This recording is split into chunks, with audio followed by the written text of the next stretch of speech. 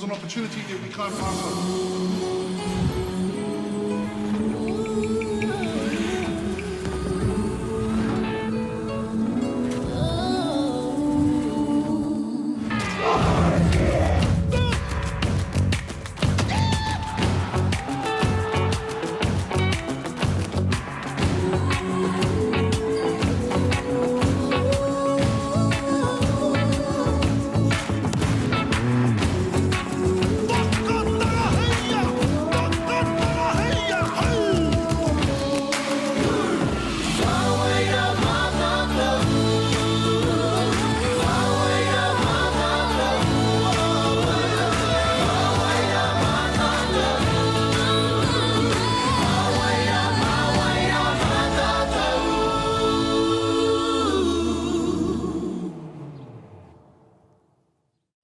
Kia ora, tēnā koutou, tēnā koutou, tēnā koutou katoa. Welcome to day 4 of the Secondary Schools Nationals here in the beautiful Palmerston North. I'm joined here by none other than the Maya Williamson, and on behalf of Basketball New Zealand and for Kata Māori, we're so happy to bring you the action. Maya, do you want to tell us what's going on? Sure thing, Greg. Well, hello and welcome to everyone at home. Super exciting stuff going on here at Paradise North. On court 3, we have the boys prelim semi-finals, quarterfinals, sorry. And on court 4, we've got the A girls semi-finals. So it's all going on. There you have it from the Maya Williamson herself. Join us. Let's get into the action. Kia ora, no mai, haere mai, and welcome to day 4 here at the Basketball New Zealand Secondary School Nationals. We have come to the business end of the Single A girls competition. It is the first of our semi-finals, Te Kura o Te Koutu, playing Stratford High School here in Paradise North. I'm Maya Williamson alongside Kayla, who has come in clutch. Good morning, Kayla, how are you? Morena hoa, apologies, running a little bit late here this morning, but rearing and ready to go for this semi-final number 1 of day 4. It's been an action-packed 3 days of basketball thus far, and you know, we're really coming to the business end of things here, Maya. Indeed, and you can just feel it in the air here in Central Energy Trust Arena. We'll head to our team lists. I can kick us off with Te Kura o Te Koutu. We have Carly Kau, Wahiki Kohunui, and Maya Edwards, Tiriana Morrison, Waikimihia Douglas Corona, Taya Douglas Kingi, Tia Grace, Arihia Bennett, Tyler Jazz, Inea McCarvey Thompson, Nahira Tahomaha, and Mariwa Wairia Tamai, coached by Moana Douglas and assisted by Aroha Homaha, manager Zani Maria Douglas Corona. And over to Stratford High, if you want to take us away there, Kayla. Yeah, look, as a Taranaki girl myself, I always love to see a Taranaki team here, so shout out to Stratford High School. Here we have Ella Makara, Zita Baba, Mackenzie Karski, Addison Fiti, or I should say Witi Tikia, Olivia Jones, Alexia Makitoni, Mia Russ, Cameron Austin, Brianna Roberts, Jess Harris, coached by Jamie Bolger, and assisted coaches by Ava Coach. Indeed, it's going to be very exciting here in Paradise North. Like we said, this Te Kura o Te Koutu team undefeated so far, and a pretty breezy trip here to the semi-final. No really team that has come close. A 20-point deficit, their closest of the entire tournament. And last time these two teams matched up, it was a pretty dominant performance from Te Koutu, 108 to 53. So yes, I know Stratford will be wanting to bounce back from that kind of deficit and try to go a little bit better. Absolutely, and as we can see, Te Koutu finished 3rd last year in Nationals, and Stratford High School finished 6th. So very exciting to see how this matchup happens. We can see Stratford are 3-3 this tournament so far, so they've had a couple losses, but as I was talking about earlier in the tournament, sometimes having a couple losses in a tournament isn't the worst thing. And as you can see on the screens there, e miti ana ki ngā kai wawa o tēnei kemu e whai ake nei. Our referees, Bethany and Brock, shout out to all of our awesome referees throughout this tournament. Been very impressed with the consistency of the calls thus far. If you are interested in the live stats, you can head over to the Basketball New Zealand Instagram page and click the link there. There will be live stats for the duration of this game. Very exciting to bring that, and we'll be keeping you updated on those if unable to access them. And we are underway here in the A-Girls semi-final. Ka rawe te reikuru. Mama noiho ki te timata te kemu. Nahirata Homaha, one of the very talented girls in this Te Koutu squad. Very hard to stop going downhill on her right hand. Absolutely. Kua riroi aia te pōro.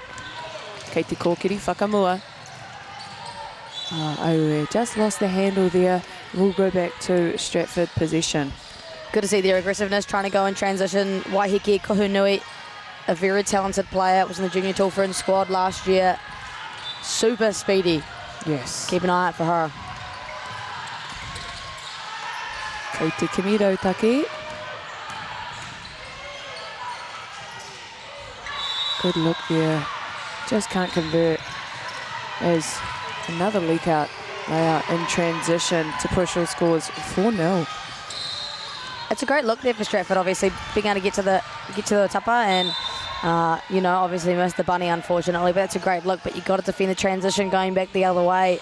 You don't want to be giving up a wide open layout. And, yeah, too many of those, and Te Koutu are just going to feast on that. Absolutely.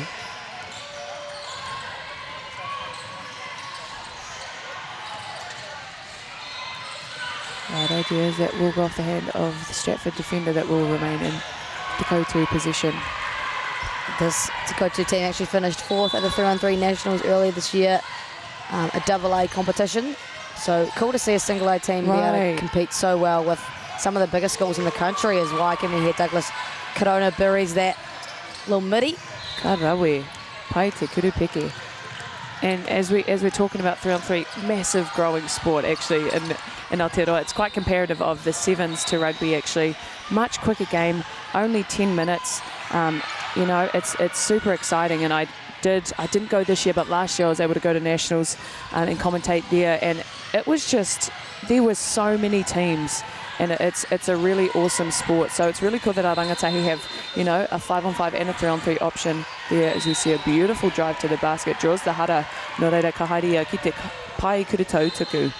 Yeah, on that, like, it's also a great chance for opportunities for rangatahi and actually older wahine to take an avenue that isn't 5-on-5. Some players actually decide that their game suits that 3-on-3 format a little bit better, and they actually explore that to its fullest extent, which is really cool. And for these girls, you know, it gives them an opportunity while they're still young that they can pursue that if they would like and if they would prefer it.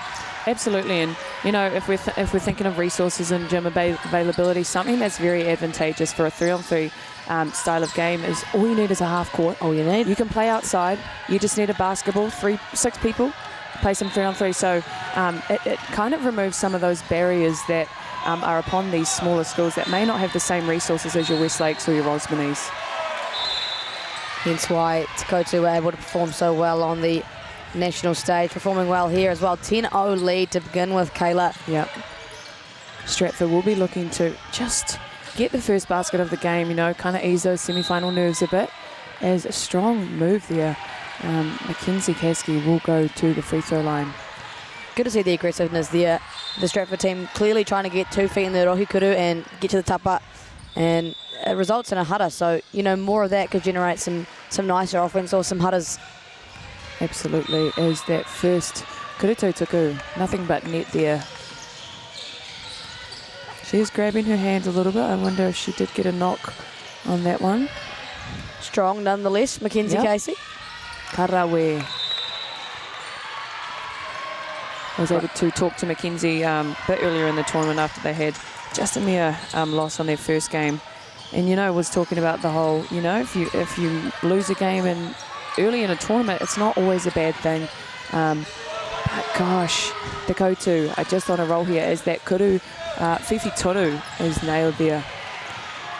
Yeah, Waiheke is very impressive to watch. She's super speedy, super crafty, can shoot the ball, go both hands. And this entire Te Koutu team actually super exciting to watch. Pai te maka, mo te kuru Fifi Toru anō, that is 16-2. Great start here from Te Koutu. It's a dominant start, like you said, and Stratford need to start to generate some answers. So we could see a Waiheke there from Coach Jamie Bolger.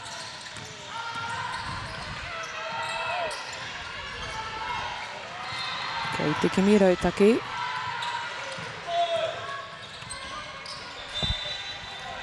You just feel for Stratford in that position. Very unfortunate. Great take to the tupper. Obviously just lost her footing. There's a chance to keep it in bound, but they couldn't. And in a game like this, it's really annoying to see those positions gone begging, given the deficit and given you want to generate some kind of momentum for your team, but very hard to do so when playing a team like Koutu. Absolutely. Very strong team, as we see. Beautiful extra pass. Kei te kōkiri whakamua. Strong drive there. Beautiful finish from Mackenzie there. I like Mackenzie Kasky, early. She's very aggressive going downhill, getting 2 feet in the paint, and some nice finishes at the tupper. See more of that. And you know, there's moments where if your team is struggling to score, sometimes you just need to take it on your back and score, as another kuruwhiwhi toru there for Ngahirata. Beautiful shot there. That is kuruwhiwhi toru number rua. Sorry, number... Toru pia. I think there was a third. Yeah, that's a third for them. Sorry, guys, we don't have live stats in front of us right now, but they are hitting a few.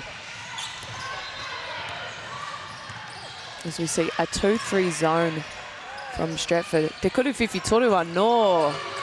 Oh, that was a 2-pointer. Looked like a 3 from this angle. It's a tough one there. Obviously, you're willing to give up outside shots if you are playing in that 2-3 zone, but is that the best strategy given the shooting prowess? Kei te tere haere.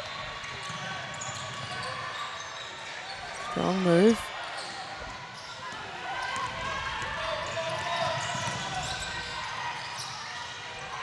I like that decision there from Same. Zeta Barber. There was a gap there and she recognised it. Stopped on a dime. It's not a bad look. Kuruwhiwhi toru wide open. And again, pushing that lead out. Potentially a timeout may need to be called soon for Stratford, as you can just see that lead being pushed out early on in this first quarter. Kuruwhiwhi toru number 4. That's very dangerous for Te Kura Koutu, who can really score on all 3 levels. Absolutely. Kuruwhiwhi toru anō. Oh my goodness. Taukuri e. Here mai nai nei. Ka rawe. This is crazy. Aye.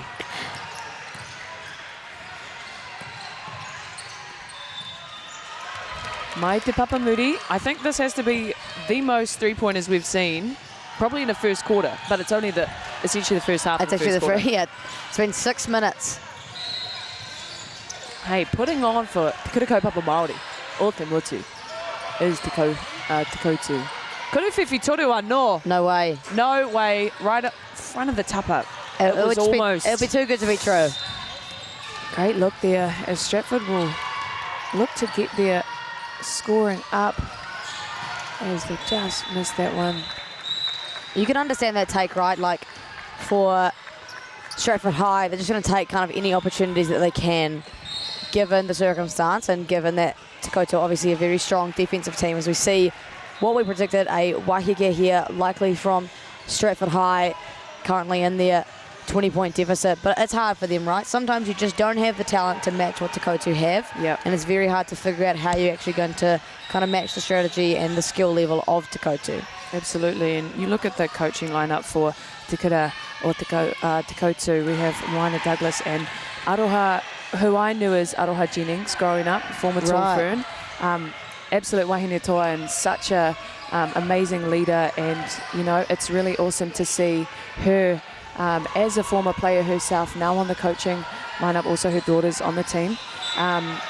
But that's something we've seen this tournament, which I really love to see. As you know, as we're getting older, we kind of know more coaches than we do players. So you've got the likes of, it was Taylor Britt yesterday we saw, and we've got Brooke Blair, and lots of former Tall Blacks and Tall Ferns now giving back to the game through coaching. And you can really tell the calibre that they are producing through players and sharing the mātauranga that they have. I mean, it's like one of those things that's, if you possess all that knowledge, it's kind of like you should share that with your rangatahi and inspire the next generation of our young wahine, and means that they can put a Te Kura school on the map. Absolutely. You know, a potential national championship for a Te Kura school, which is super inspiring. Kua Hamenitia Nama Iwa. Stratford. Ana hara tuaroa. Koruwhiwhi toru ano. Mai te tapa. I was going to say, that would be rude. Yeah. Another one would be rude. Hey, from the commentary booth, that was the right idea, that pass. I think it was just a little bit behind. And that's something that can be quite hard in transition when you're throwing it ahead. You don't want to throw it where the person is currently at that point of seeing them, but throwing it, you know, you've kind of, I mean, as a point guard, when you're running down, you kind of assess how quick is that player, where are they running to, and how can I get that ball just in front of them so they don't have to change their pace and they can get into their layup steps. But the right idea. Bit of an art form as well, delivering that pass right on target. But again, for Stratford, very encouraging that they are still looking for the right looks and are still searching out, you know, quality, high, uncontested buckets. Pretty Mehuri. Strong take there from Strong Zeta Barber. take. Kind of taking all that contact on the chin. Didn't really seem phased by it at all. Stratford doing well at getting to the rim. That's how they're getting their basket. So for them, it's kind of playing to their strengths against such a strong Koutu team as she nails that first Kurutautaku. It's very easy to get flustered against a team that is, you know, up by quite a bit. But it's important, like you said, stick to your strengths, stick to your guns, and still play the game that you play. Pai te mea tuarua. Toru meneti toina ki te mutunga o tēnei hauwha tuatahi.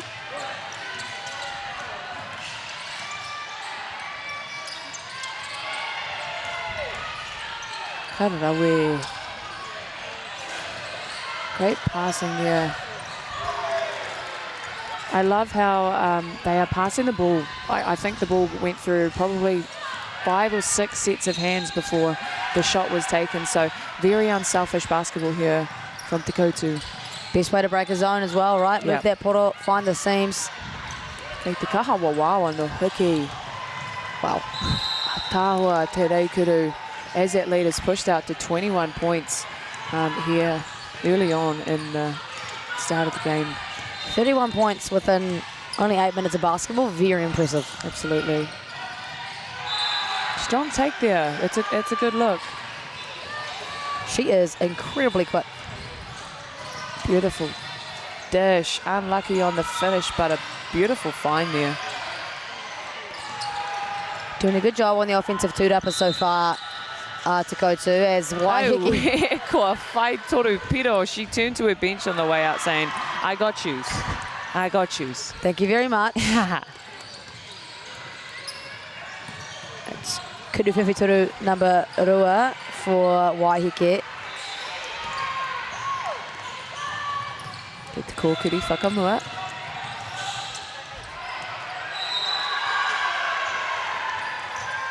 Oh, very polite of her not to pull that one. She smirked. She might pull it again. Oh, tēnō tata.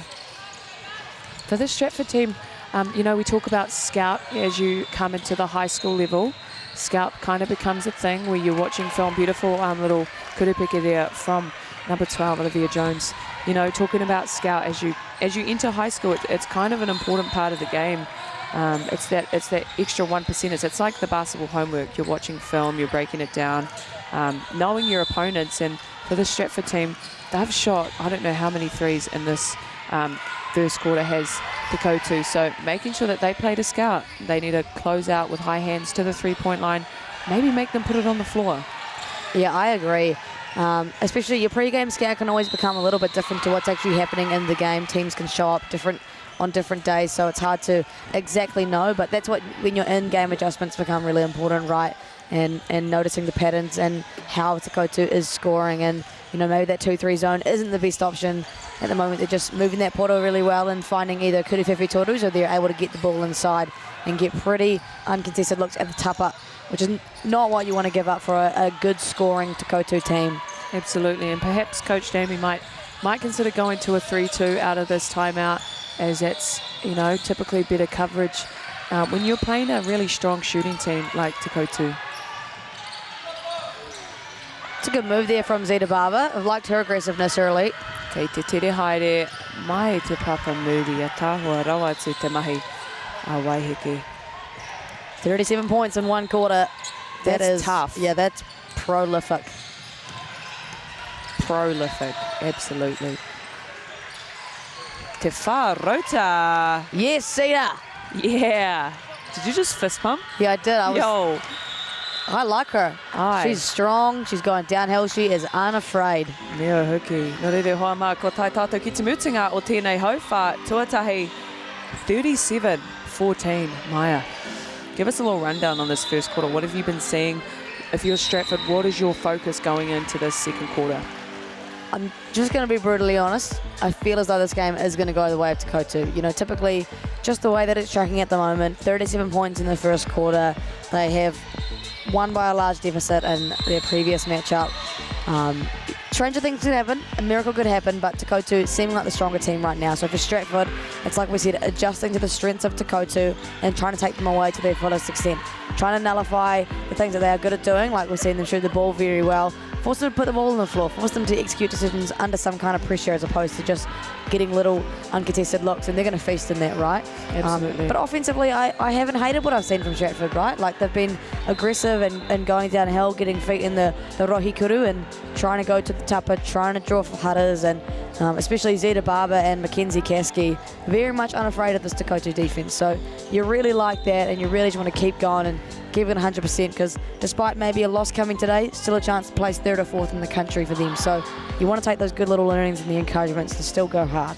Absolutely, and I think something I'd probably like to highlight, a key difference that I'm noticing from either team is Te Koutu, as they are coming into the front court, the ball is going through, 4 or 5 sets of hands before the shot's going up, whereas for Stratford, there are certain times where it might be just one pass and then they're taking a layup. So perhaps for them, working through their offense a bit more, and it comes to those things where, if you've, this is a big tournament that teams have been preparing all year for. So if you've been putting that training in, working those offenses, even 5-on-0, you want to just get through your sets and trust that the offenses you've been training all season will pay off in moments like this. It's just a matter of probably just being patient and trusting the process on that one.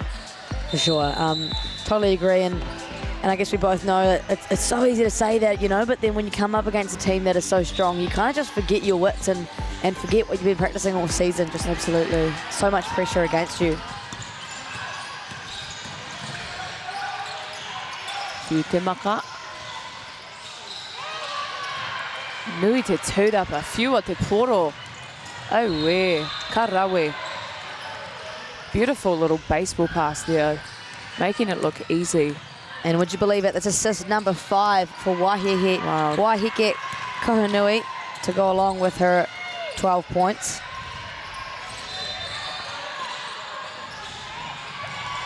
Kei te tere haere. Oh. Te pukinga hoki. And it will remain in the go-to position. Oh, tenacious defense as she will draw the hara. Nō reira ka haere ia ki te pai kura tautaku mo e ruanga kuru. Very impressive from this Te Koutu team as well. Only 1 turnover in the entirety of the first quarter. Yeah. Mai te pai pito.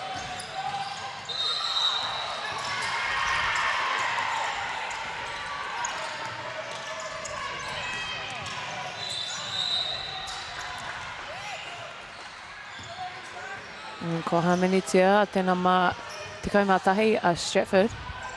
That will be the first personal foul there for Zeta Barber. I like the aggressiveness that Stratford are trying to play defensively. Yes. They're still in their 2-3 zone, but obviously trying to put a little bit more pressure on this hupper.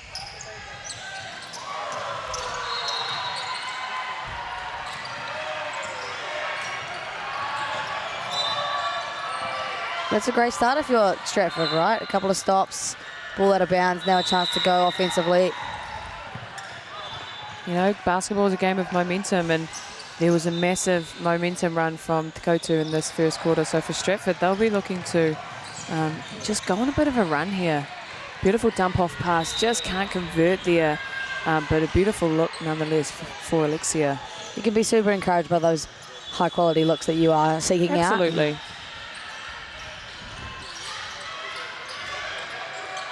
Another good look. Right. Oh, karawe. And one. And one. Making it look easy. Super impressed by the widespread scoring of this Te Koutu team as well. And Waikimi here, Douglas Corona, a New Zealand representative player. There she is on the Paikuru Tautaku. Yes, part of the NZ Under-17 World Cup team, sorry.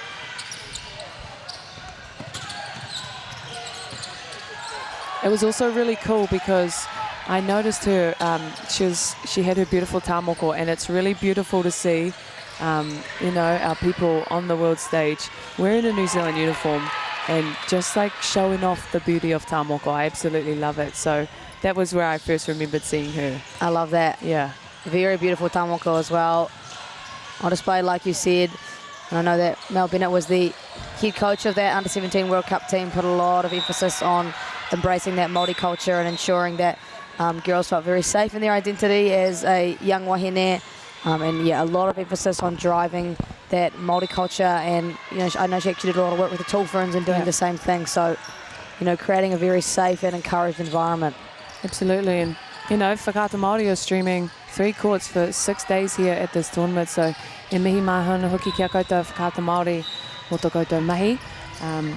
And yeah, it's just really awesome that we have a platform where we can, you know, live stream Kura Kaupapa Māori here and on a Māori platform and speak the reo of our tupuna as well. So really special that we can kind of combine all of those worlds, and it's really exciting to see, you know, where the world is going with te reo Māori as well.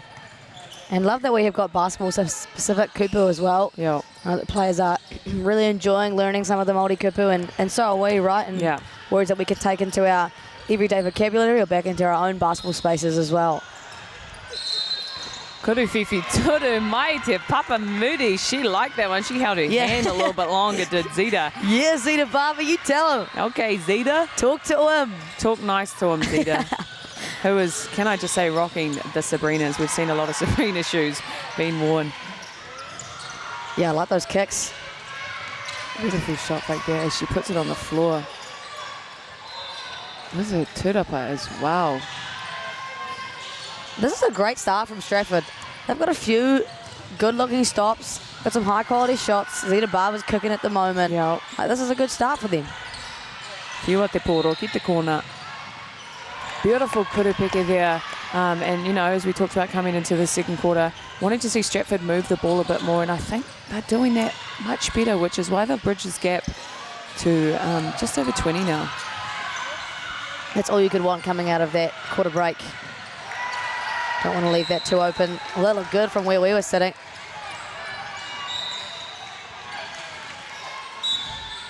Ko mau te poro a te kura a te Koutu.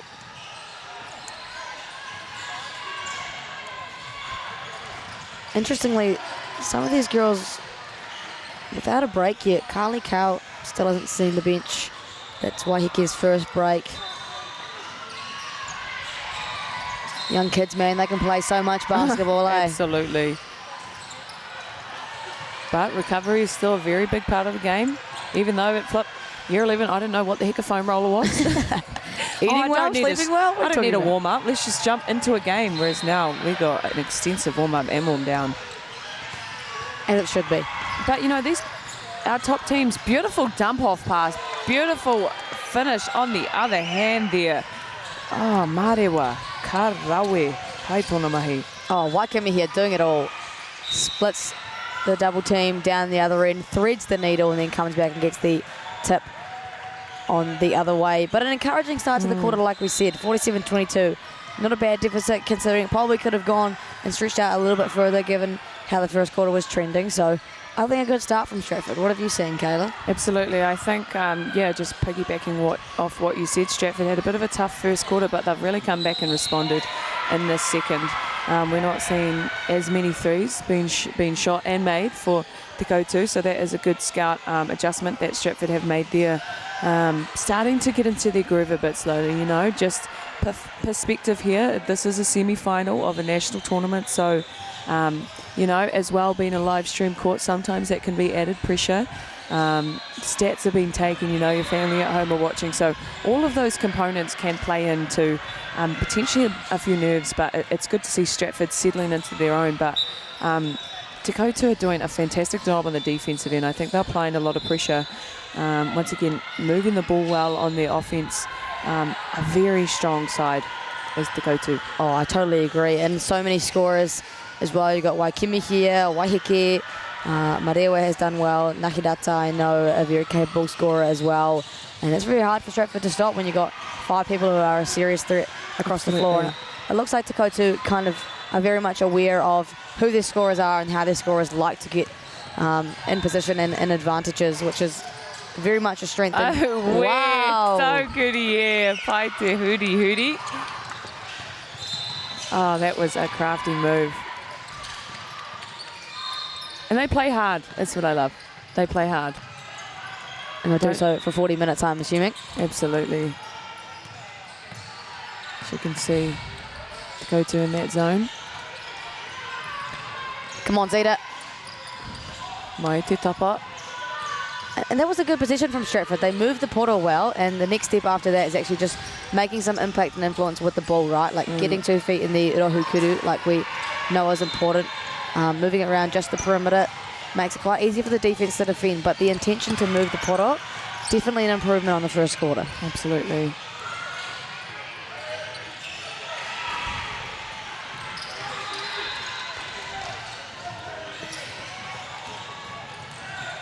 Oh, they love a good spin move.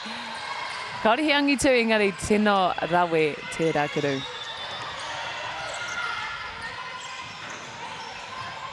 Great pressure in the backcourt. Absolutely. Forcing a turnover. Great job there. And, you know, when you get tired, it can be tempting to just run back on defense, let them bring the ball up comfortably. But, you know, probably speaking to the coaching experience that is Koutu, you know, they're keeping that pressure on. Full court man, trapping when they can.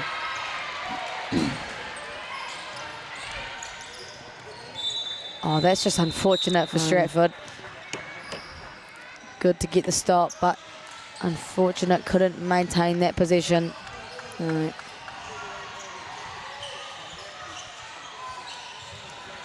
Ko mawha he kona e toena.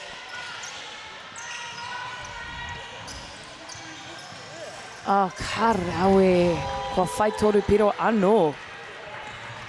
Aya Edwards coming off the bench doing her role. You love to see that, people who can step off the bench and still knock down Kuru Whiwhituras from the corner and complete an important role. Mama noiho. Yeah, just a little too easy there in transition. Stratford will be wanting to watch these leak outs as a deep 2. No good. Well, it can be tempting, you know, when the other team is starting to get on a roll and score, that you want to dribble it down and shoot the first available 3. But that's when I think the experience comes in. What is a high percentage shot for us? And potentially it's moving the ball through the hands. But speaking of high percentage shots. Yup. Kuru Whiwhituru anō. Waikimi here, such a threat given that she's a great size, really good footwork and touch around the tapa, but also a quality shooter from the outside. That makes her just doubly hard to guard. As she pulls in another tūrapa, kicks out. Oh, gorgeous off the glass there. Making it look easy is Waiheke. Kohunu. Just so speedy in transition, right? She takes off at the same place as the Stratford team, but manages to get out in front, even with ball in hand.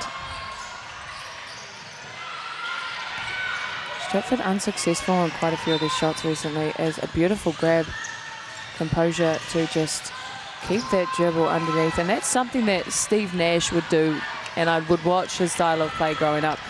Often, can be tempting. You've got to look, not quite the right angle, but you can always dribble the baseline. And often it's that moment where the defense falls asleep, and that's exactly what's happened there. Yeah, obviously, typically the defense will fall asleep thinking that they've done a good job on you as you drive along their baseline. So, like you said, they kind of start to lapse a little bit, thinking they've got you in a dead zone, and then, yeah, just catching them off guard, turning quickly back around. And for Stratford, you want to maintain your hands up, right, and contesting that shot at all times. Absolutely. As we have just over 2 minutes left here in this first half. Quite a comfortable lead here for Te Kura o Te Koutu.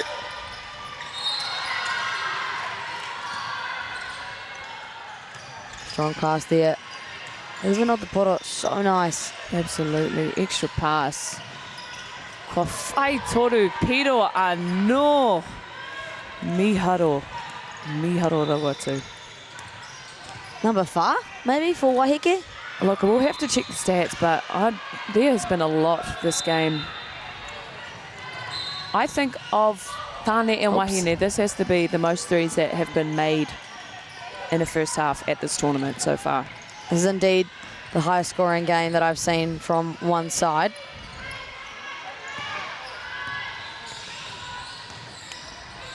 Just having fun with it now also to go to. Ai, he wā hiki naenei. Te toa o te kapa, te kura o te koutu. They are just too strong right now for this Stratford team. As I've now pushed it out to a 44-point lead, if my math is mathing, which the other day it was not. I think it is. I think your math's just maths. Yep. Speaking of maths, Waiheke Kohunui, 21 points Golly. in 2 quarters. I'd be stoked if I finished with that at the end of a game. Oh, for sure. That's like a really good game for me at the end. 3 from 4 from the Kuru Whiwhi Toru line, and that goes along with 7 rebounds and 6 assists. She's very much so all over this morning as well. Waikemi Hentaglis Corona, 17 points, 3 from 6 from the 3-point line herself. 6 rebounds to go along with that. So some pretty talented young Wahine. Shout out to all of our Kurikaupapa Māori around the motu, putting on for your whānau, your hapu and your iwi, which I'm sure no doubt are tuning in from home. Look, what is it, Thursday morning, 9:30. I'm sure there'll be a few of our whānau at the work desk streaming this game right now.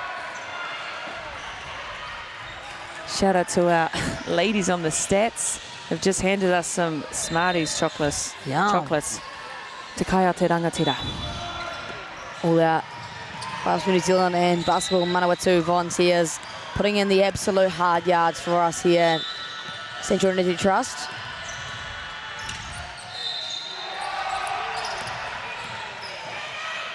Kei te kaha wawā o te kapa o te koutu anō. Kei te tere haere whiua te poro. She just rugby past that. She did. I reckon she'd be a really great touch player. I reckon she indulges in a bit of touch, surely. Her goosey would go off. Seen your goosey too, that Look, goes off. I'm trying. I'm a bit gumpy now that I'm a bit older. No, the goosey's tough, Kayla. Thanks, man. I try my best. Oh, Mama Noiho, mai te papa moody. How many is that now, Maya? Do you know? Believe that would be about 23 at least there for Waiheke. Yeah, 23 points and 70 and a half, which is super impressive. Absolutely. Like, that's a score. That's wild. Score you'd be happy with ending the game on. Absolutely. Not a single hara committed this quarter either for Te Koutu. Kuru Whiwhi Toru. No. Oh, 2-pointer. I'm I think her feet were on the line. Gotcha. Pet peeve.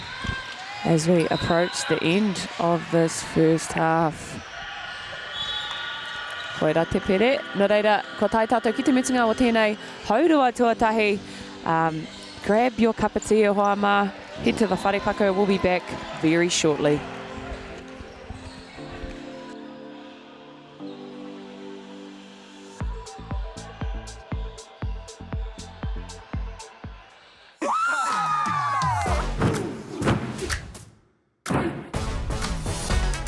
It's a solid region, I reckon. Aha, they're the OGs.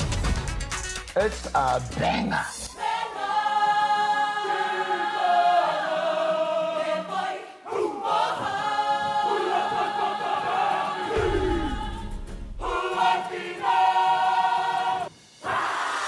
Make Māori Plus your mate.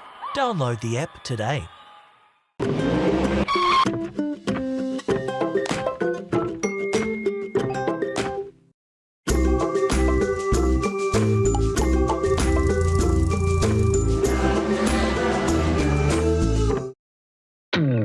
At Apollo Projects, we create better outcomes because we never make any assumptions.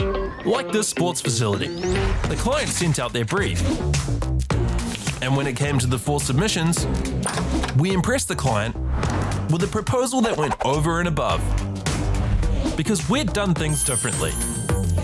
We'd pulled together a team of experts, looked around the world for inspiration, and exceeded the client brief. We even brought it in on budget by reducing fees and prioritising function over form. At Apollo, we're more innovative, create specialist project teams, deliver on our promises, and build to the budget. Apollo Projects. No assumptions, better outcomes.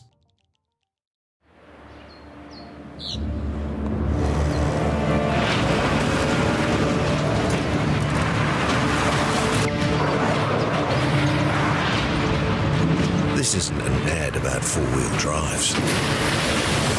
It's about knowing the place, as well as the locals. You found the place. That's a good start.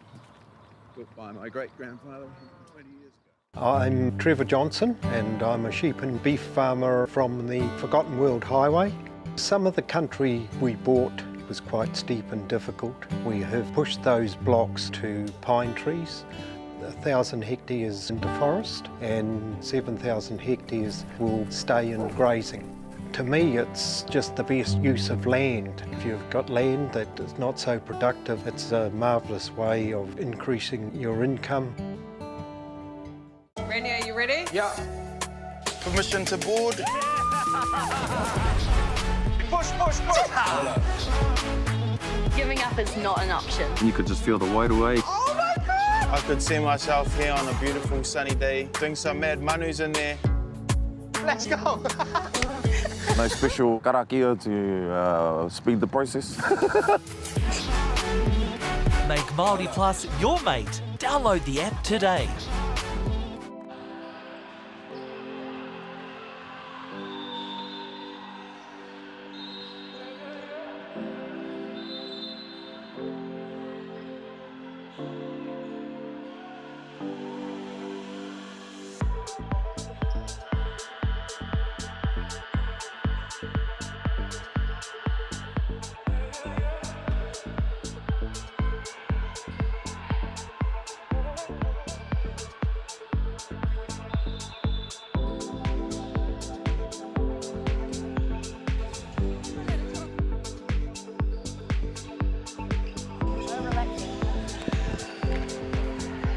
Kia ora te iwi, nau mai hoki mai ki tēnei pāhoatanga poitukohu a whakaata Māori mo te whakataitai poitukohu o ngā kurituaroa o te motu. Kei konei mātou ki te kōti whā. And guys, it's been a stellar of a performance from Te Koutu in this first half of our first semi-final for our single A schools. And as we were just talking earlier, Eoha, we have seen schools, I believe it was Rumata that you said, that and the likes of Manukura as well, that are our single A schools that have advanced on into a double A competition, meaning essentially small schools going up against big schools. And you know, the Koutu team could be one of those teams next year perhaps that they would consider maybe going to those double A schools, a very strong and talented team. I agree, very much a lot of talent, a lot of scoring talent. And I know that these guys aren't just scoring because it's single A. They have definitely proven themselves on a national stage, given their performance at 3x3 Nationals and a couple of New Zealand representatives. They're definitely very much a talented squad, and I'd be very surprised to see them again in single A next year. You know, I'd be very encouraged for them to go into that double A competition, knowing that they could very much compete. Absolutely. Ko tēnā tā, te hau whātua toru. Oh, karawe. Alright, tētahi hara. And it's been a massive first half, like we said, for that Koutu team. Things that stood out for me, 9 from 17 from the three-point line. That's 52% and 9 made threes. That is so impressive. That's good to shoot in training. Yeah. Like if you're just doing spot shooting, above 50% is good. Let alone in the first half already in a game. Obviously the final. And a stat that I also want to highlight is the assist to turnover ratio of the Koutu. They have 13 assists as a team and only 1 turnover. So, you know, as a point guard, I was talking to Miles yesterday what my favorite stat is, and my favorite stat is assist to turnover ratio, because it speaks to the unselfishness of, you know, the player or the team, but the ability to be safe with the ball and not turn it over is massive. As we see a beautiful drive there, just can't quite convert. It's a very high IQ team as well, so they don't take any silly shots. They find the right gaps. They move the puddle well until they have a nice driving lane to the basket, as we see a nice little layup off the Papamuri there for Cameron Austin. So an encouraging start for Stratford. We know that they struggled obviously in that second quarter. Pretty hard to come up against a team like this who could potentially be getting a championship later today. That was a ball fake if I've ever seen one. Got me. My head turned. I think my eyes moved, and then it was, oh wait, no, she didn't. Oh, where's she gone? See. She very much got Cameron Austin with that pass fake as well, flying over to the corner.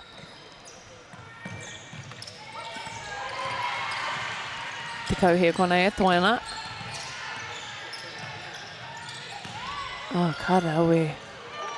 Nice little gather dribble there as she's under the basket. Doesn't just throw it up immediately, does Marewa, but takes that gather dribble and beautiful, easy putback, as we see a steal all the way downhill. I was talking about this yesterday too with Miles about the value of having inside presence that can rebound and then dribble it up the court. Really, you know, as we were talking about that positionless basketball, having players that can rebound, that can dribble the ball, which would typically be the role of the point guard, and assist as well. For sure, and it's very hard to stop someone who is not only tall and big but mobile too, right? It's a very unique build and one that is very hard to stop. Like Waikimi here, Douglas Corona, I think does it very well. She's large in stature. As we see a 5-way sub. The starters are going to earn a little rest here. They'll be playing a lot of minutes later today in their grand final. Yeah, but like you said, very hard to stop a lengthy, tall but fast and very capable ball handler. Absolutely.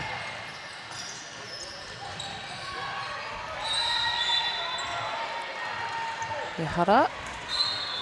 Nā reira e roa ngā kuru tautuku e whai ake nei.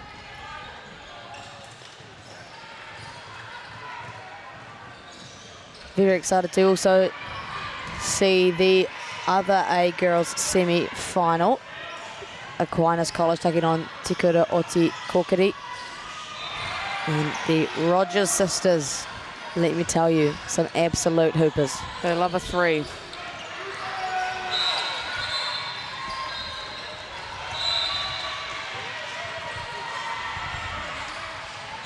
Not sure what that call was, but that will be... I think we saw a maka taupatu, the jump ball. Ah, kapai. Kei te kōkiri, whakamua. Rawe, mai te papa Moody Bennett. Nice finish inside. Again, so good to have a bench that can come on and still compete, still get nice looks, and a great finish over Papa Moody there for Bennett. Absolutely.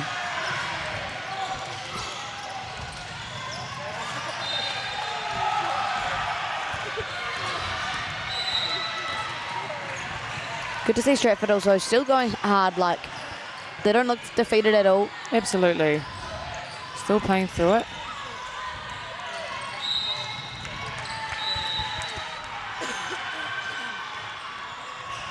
And as you talked about earlier, the value of having depth in a bench. Look, I've been on either side of basketball. I've been a starter and then I've been a bench player. And I will say it is more challenging being a bench player. But I think the role of a bench player is, if not as important, if not more important, than your star player. You know, they're the ones that show up to training. that have to stay positive, keep working, and you've got to stay ready when your time comes. And potentially, if it's, if you're cold, you've been sitting on a bench for a quarter, you've got to come in and make an impact. So really cool to see such a strong bench team here from the Koutu, who I'm sure are good enough to also be starters. For sure, and there's also lots of uncertainty around. Injuries are prone to happen, foul trouble is prone to happen, so it's always that next wahine up mentality, and it's not always easy. Bench players typically are your younger ones that maybe not as experienced, and it can be slightly frightening, having to take that next wahine up mentality, but these guys look pretty fearless, and clearly coach has done a good job at, disciplining them well enough and developing their skill well enough to very much still compete as the second line. Absolutely. Ona meneti toina.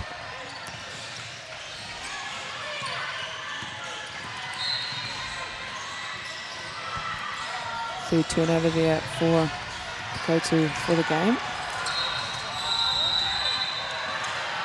Kurupeke. Ahuaroa. Hey, wide open look for Stratford. You definitely cannot complain about that. Covers her mouth with her hand. A little embarrassed about that finish, I think.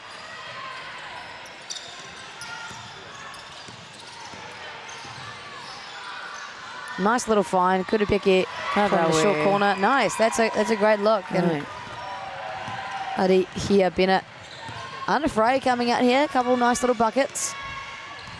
As you see them in a 2-3 zone.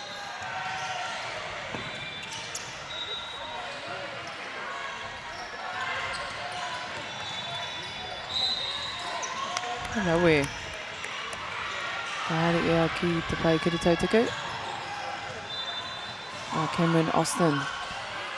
And I believe we are going to see a wahike here from Te Kura o Te Koutu. What do you think the kōrero is here from Coach Moana? Look, I've just got the echoing of my coach in college. Tidy it up, ladies. That's probably what's being said. They do have a comfortable lead. It's looking like it will probably be a convincing win for the Koutu, but it's in these moments where you do have a comfortable lead that you can't let your standard of basketball drop. They've had 2 turnovers, and they only had 2 turnovers in this timeout when they've only had 1 in the first half. So I'm sure coach will be saying, look, ladies, we still need to play our level, our style of basketball. As the winner of this game will go on to a grand final, which you really need to make sure that you've got your motors turning and everything is ready to go for that grand final. And you still want your bench to be able to execute, right? Like we said, the potential for foul trouble, or you don't want your starters playing a full 40-minute game in the final, so you may have to take them in and out quickly for little bursts. You want to make sure your bench can still come on and execute exactly what you're intending to play. So I think a smart time out here from Coach Moana, and you just know that a team that is successful is a team that is being held accountable at all levels, despite the circumstance. Saw a lot of that from Coach Judd Flavel in the Canterbury Rams season this year. Caught a timeout at the very end of the game if he was unhappy with what his bench players were doing, and resulted in a championship, because all those little things very much do matter. Like we spoke about this yesterday, the 1%ers at the tail end of a tournament, especially in grand final time, just so important. Yeah, and it's making me think, so do you know Gina Oriamo, head coach of UConn Huskies? Yeah, legendary UConn coach. So we had the privilege of playing against UConn, and I remember a game where Brianna Stewart sat for... You played against Brianna Stewart? I was a freshman redshirt that year, so our team played against her, and I remember seeing she sat for I think it was 3/4 of a game. She was, she was one of the best players in the country at the time. He made her sit because she slacked on something small. So it's those really good coaches that hold their best players accountable, and everyone on the bench, it's doesn't discriminate. Accountability is accountability, and it's really cool to see coaches, even when you're up 50 points here, you're still holding your players accountable. For sure, and for these rangatahi, it goes bigger than basketball. Being held accountable in a sports space means that they can translate over to other facets of life, which at the end of the day is more important. Basketball is just a sport, and while you're in high school, definitely other facets of your life still very much important. So great to see these young rangatahi being held to a good standard that will apply across all areas of their life. Absolutely, so many transferable skills that basketball teaches you, and those friendships, that last a lifetime. As we see Stratford with possession. Just over 4 minutes left here in this third quarter of our Women's Single A semi-final 1. Great finish for Olivia Jones. A little bump off, gets the finish off the Papa Muri.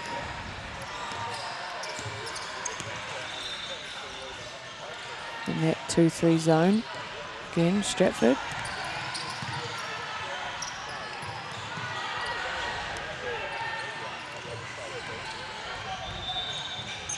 Turnover to assist ratio, just closing that gap a little bit. A few errant passes for Koutu. Yep. Tētahi hara.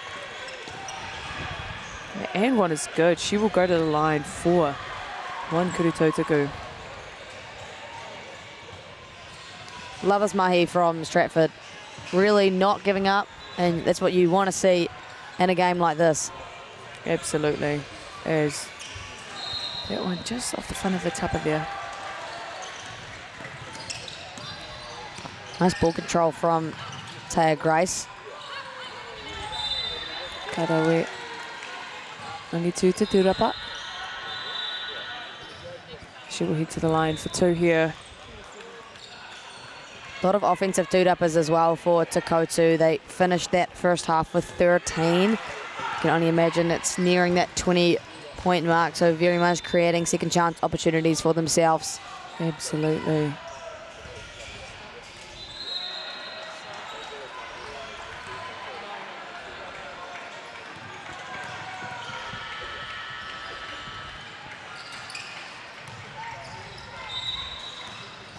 Fiua te poro.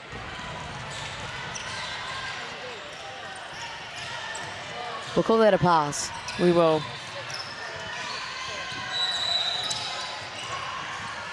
Kurupeke. Good look there. Just can't convert as transition opportunity here. Bennett and one. Not Ada Kahaere ia ki te pai kurutautaku. Beautiful finish there. She's come on as a good little spark off the bench. Absolutely. Couple of nice paketes for Bennett. Some nice finishes around the tupper. Had that nice little kurupiki from the short corner. Ka mau te wehi.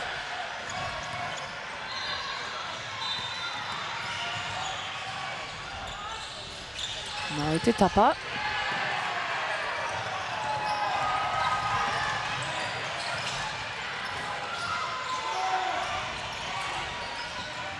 I think Stratford still actually creating some nice looks for themselves. Still able to generate uncontested looks. Quality shots, and it's kind of all you can ask for, given that's what you're going to need to be seeking out later in the afternoon in their third and fourth playoff.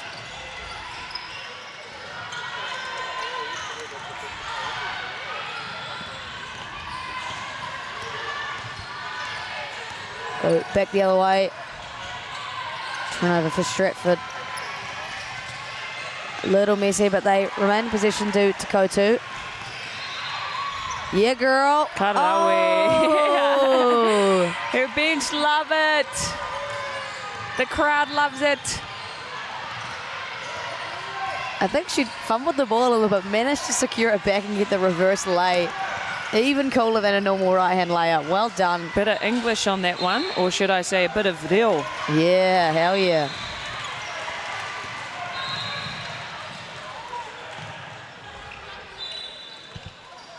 Don't know how she fell on the floor there actually, but it happened. Hustle. Hustle. Mana. You love to see it. Oh, nice little subtle look fake there. Like what I've seen from Amai Edwards. One of the strong ones coming off the bench. She was at the under-16 Foot Locker Nationals this year with Rotorua.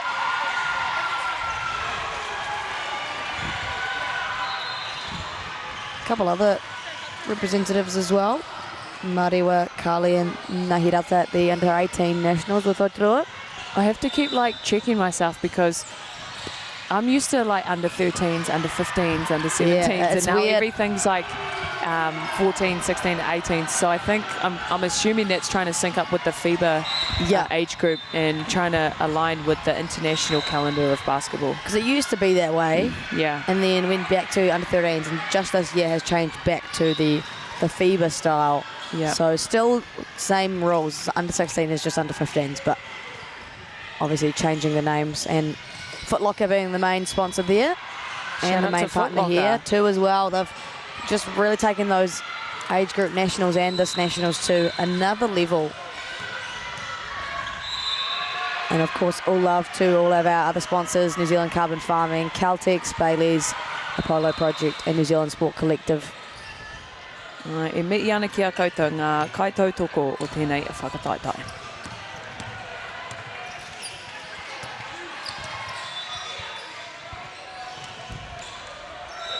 Ka rawe. Kua whairoa piro. Alan Makara there coming in and making an impact off the bench for Stratford. Good job from the young player. I like her use of shot fakes, putting it on the floor. Love that little kurupiki. It's the fundamentals, really. Fundamentals. We were talking about that earlier, weren't we? Kind of my favourite part of basketball, to be honest. Yeah. Love coaching the rangatahi and being able to, develop their fundamental skill set before they start to get into the real intricacies of the X's and O's. I mean, some of the best players I've played against are the ones that just do the basics really, really, really well. Like, you don't need to overcomplicate basketball, right? No, I do that though. I overcomplicate it. Some people like to put a little sauce on stuff, work on the hezi, the crossover. I love all those things, but look, the really, really good players do the fundamentals fantastic. Can dribble either hand, can finish at the rim, can play solid defense, box out, rebound, do those basics well, shoot the ball, use it, all of those things. 100%. Like, at the end of the day, you've got to be able to finish open layups.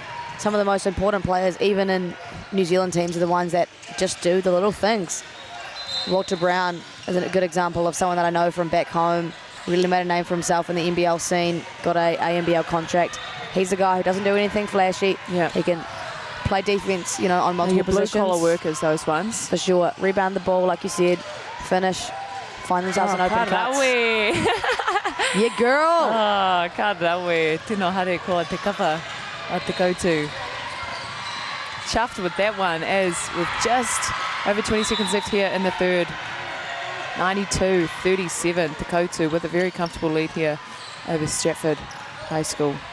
And looking as though the rest of the bench for Te Koutu won't really be returning. They've all put their long sleeves on. So a good chance for these rangatahi now to have a good bash at it. Have a good bash. Oh, nice take. As the time will wind down. Ka tai tātou ki te metunga o te hauwha tuatoru.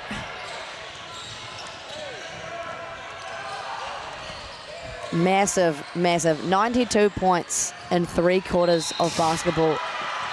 That is impressive, to say the least. It really is. 92-37. Hey, and while we have a bit of a break, he wapai nai nei ki te ako, e tahi kupu pui tukohu. Let's go through some of our Māori kupu that we have learnt, are learning, are trying to use. And, when we think about te reo Māori, it is evolving, with a lot of these poitukohu kupu. When our tupuna were talking, they probably didn't have basketball-specific terminology. So as we are evolving, also the language is too. So some of the awesome kupu here we have provided by Whakata Māori. You probably hear quite often kuru whiwhi toru, three-pointer. Kuru tautaku, that is a free throw. You have words like kara, which, there can be discussion around whether that should be called a foul, but that's the word we're using for foul. Turapa, rebound. Maka, pass. And yes, I did mention Mai's favourite, kuru whiwhi toru. That is Kuru whiwhi toru. Love that one. That is one of the favourites here. And there's taupare for a block. Right. Had a couple of those throughout this tournament. Kaipare for defender. And a great kupu list that we've been given by the Whakata Māori team of a wide range of kupu words that we are able to use in this live stream. Yep, so cool that this is on Whakata Māori. As we were saying earlier in the tournament, 10 years ago there was one live stream. It was probably just a semi and a final. So for these schools to be able to play, have 6 days of basketball, 3 of which, 3 courts every day are being live streamed. It is pretty phenomenal. And we have 7 or 8 rounds a day. There's lots of basketball being played. So for the amount of coverage that, this isn't just the rangatahi, but their whānau at home, the friends. We've got, whānau around the world that are able to tune in. So it's really special, the platform that media can bring to people who can't come here and be here in Palmerston face to face. Not to mention the social media presence of Basketball New Zealand as well, having Roshi here. On top of that, shout out Roche. She is the GOAT of these tournaments. Genuinely not the same without her. When she's not at a tournament, you can really feel her. Her content is very cool. Great human too, is Roshi. Great vibes. And it's cool too, like with technology, our rangatahi, they've got like some really sick highlight reels that they're getting now. I know. And ours used to be just like on a big video camera. Yeah. You've got your set up on the tripod in the stands, and you look like you're tiny on the screen. It's not as exciting as a lot recording of these, the Glory League, had one of those. Yeah, so it's super cool, like how the basketball's, the game's evolving off the court as well. And they've opened up this year to other content creators as well for Basketball New Zealand, which means that someone with a talent for creating content is able to come here and showcase some of these talents of these rangatahi, and that means that they get exposure on a different level, which is always a cool thing for these guys. And it's always special, being like, oh, Russia took a picture of me, or that actually does make you feel very special and valued. Oh, beautiful pass. Unlucky on that finish, but good look there. Well done for Stratford not to give up a turnover. As I say that, do have to give up one in the front court.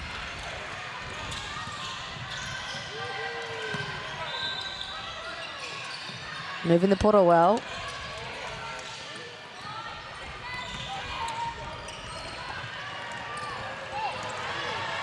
A little bit messy going back and forth here. Yep. And that can be hard, fourth quarter, such a significant lead here as she nails that one, does Bennett. It can be quite hard to, want to play and, we're already down by how many points, but it is really important in these moments. I feel like these are the real character-determining games where, you may not come away with the win, but it is so important that you play every minute you can to the best of your ability.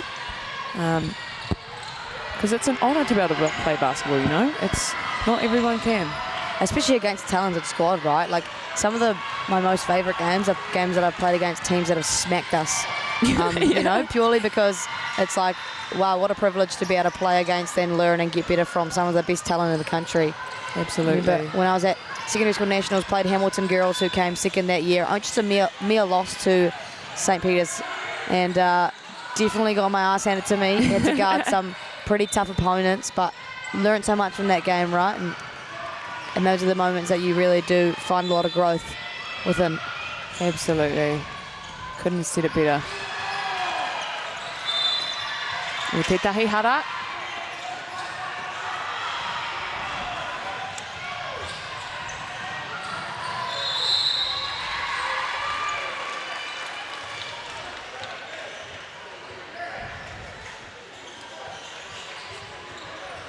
Plenty of basketball still to come later today as well. Quarterfinals for our AA competition, and then, of course, the very exciting grand finals for our single A competition. Yes, very exciting. That will be tonight, won't it? Yep, indeed. The semi-final for the single A girls will follow this. That is a Aquinas College taking on Te Kura Kokiri. So another Te Kura school in our semi-finals, which is super, super exciting. And then the grand finals kicking off from 6 p.m. later tonight. Oh, good.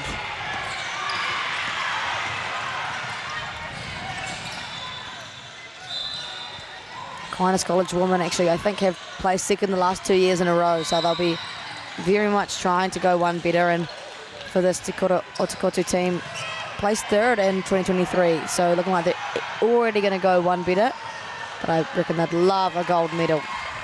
Yes, exactly. And Pai te mahi Austin with the steal and the conversion. As we see another steal, yet again, Stratford.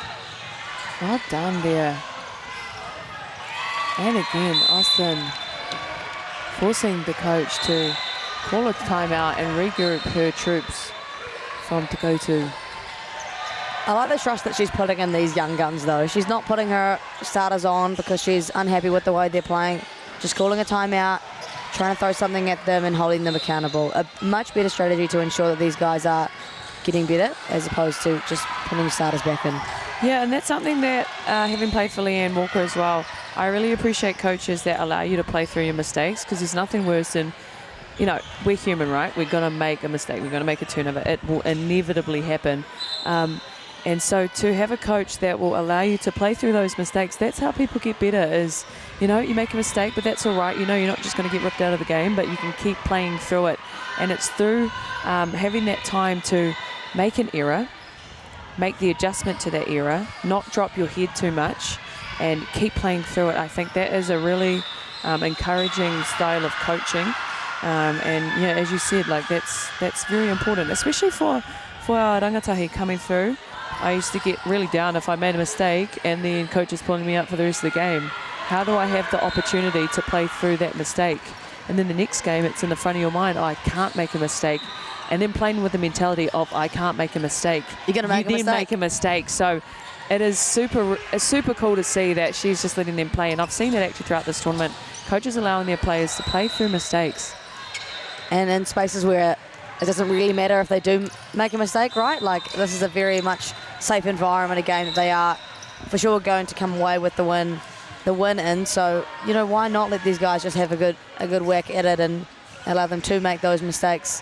And then, you know, then you never know, they may not make those mistakes come the clutch times like the grand final this afternoon. Absolutely. And I was talking with Miles about this yesterday, and one of our other commentators.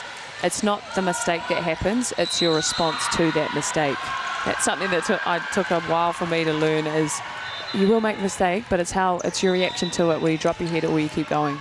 And while you're young, that's such a hard lesson to learn, because when you make mistakes, it feels like the end of the world. It really does. Tutahi hikoi, koe te karanga te kaiwa wao.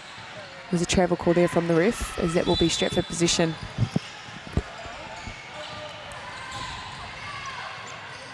And Edwards back in the ball game. Just under 7 minutes. Been a good fight from Stratford so far, but Te Koutu just been so strong from the very beginning.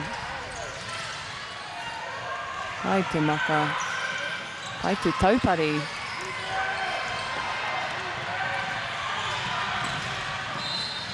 Oh! Tere, haere, te pukinga hoki. Beautiful shot there from Edwards. Impressive. Very. A lot of skill level here across the board of this Te Koutu team. Kōrero ia te poro.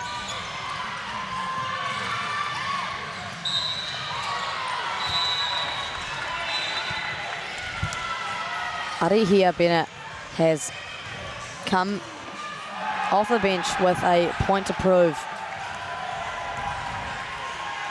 Playing very hard. Take a look at the stats and see what she's up to. 10 points now for Arihia Bennett.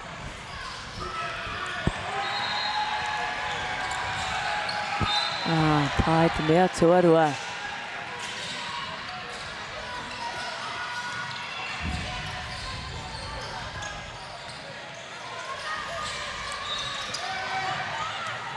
Ono meneti e toi ana ki te mutinga o tēnei kemu.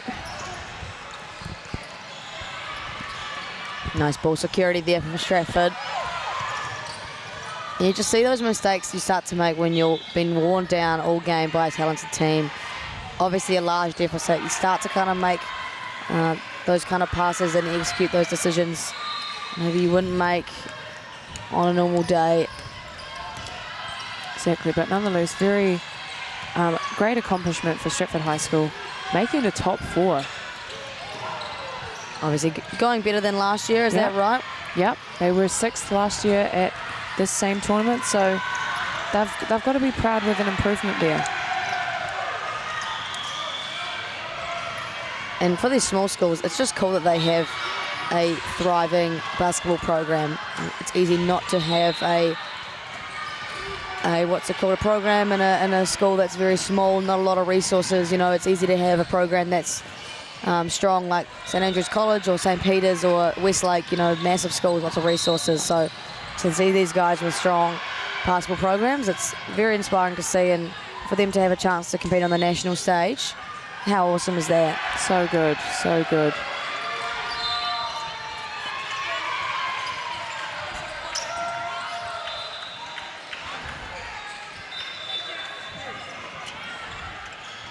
Just putting that shot clock back to 20.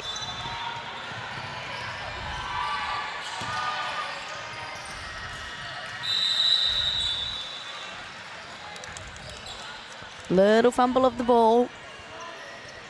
Engari kia mau tonu te kapa Koutu, te pōro.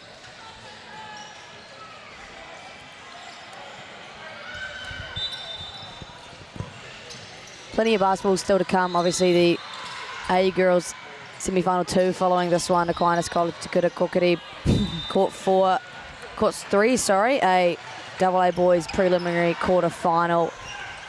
And then from 2:15, all 3 courts being streamed with the AA girls quarter-final action beginning. Oh, good. Business end. As we see Te Koutu in a 2-1-2 press. Half court. Oh, nice pass. Ka rawe, mai te Papa Moody. Great job has Taya Douglas Kingy done off the bench, making an impact.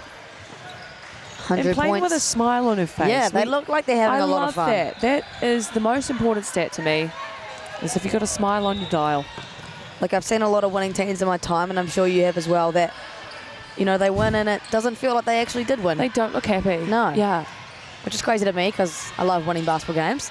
Yeah. So good to see the culture that's been created here for Te Koutu. Yeah. And that despite such a big deficit, still having fun and still celebrating the little things. So Arihia Bennett said that they reached 100 points and was super excited about it. You know, that's super important. Beautiful bounce pass. Oh, nice job there yet again. Taya Douglas Kingy, she's Go girl. doing an awesome job in this second half, as that was a nice bounce pass there from Bennett.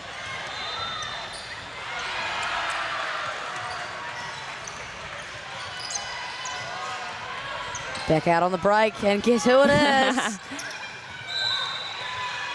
Oh, good job. Manages to keep it in play. A little bit of a fumble there with the hands, but she kept it, and she got another beautiful basket there on the right side. Transition pocket there after transition pocket there for Te Koutu. Are they going to get another one? Yes, they will. And will it be... Oh, she's giving it to her teammate, Bennett. Just unfair. It happens. Sometimes the wide open layups are the hardest ones to make. I'm convinced wide open shots are much harder than contested ones. Some of those videos that are like... Convinced. When the wide open layup's just like a little too wide open. Free throw, it's just a little bit too free. Yeah. Dangerous. Dangerous, man. Or like when you've got a wide open Kuru Whiwhitoru and you kind of get psyched over the fact that you're so wide open that you should make it, and then you don't. And then you do a little delay. Okay. Oh. Kua whai toru piro. Tatiana Morrison, very unafraid, not too wide open for her.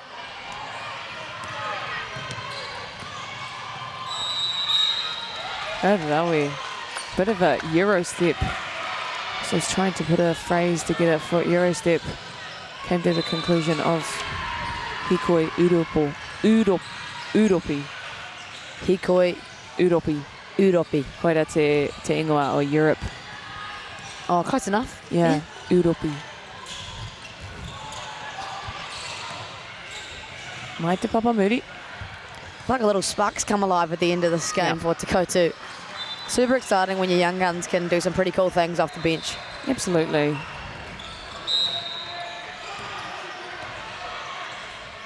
She's a little chuckle there. As the Papamudi is probably a bit mamai after that shot.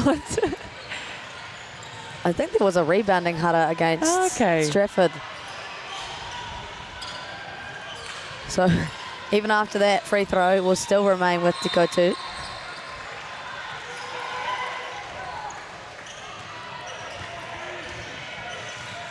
We go back the other way. Stratford still playing hard, only 2.5 minutes left, still giving it 100%.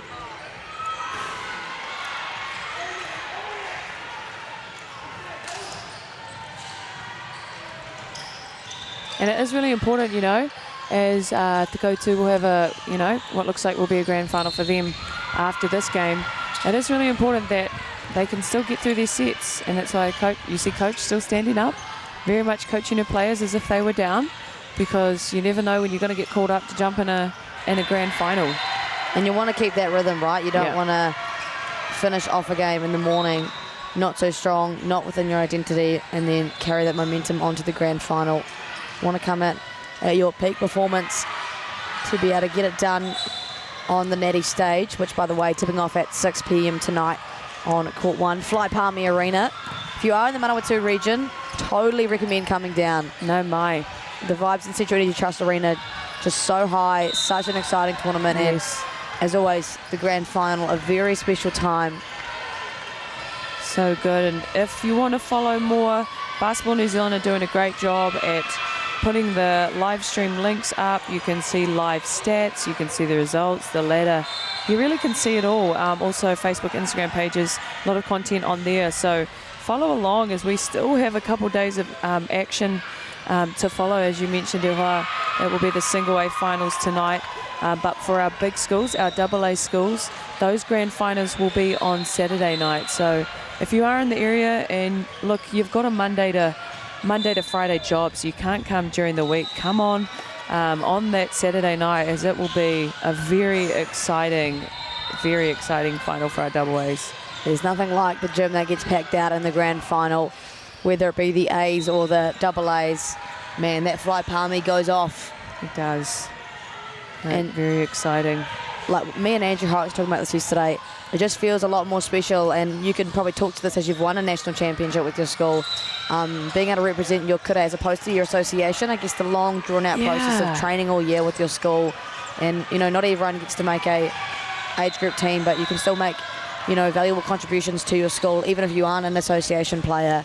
I feel like it's a little more pride when you put on your school jersey. Absolutely. I feel like the school nationals does hit a bit different than representative. You know, I would say a lot of these, you know, players are also best friends.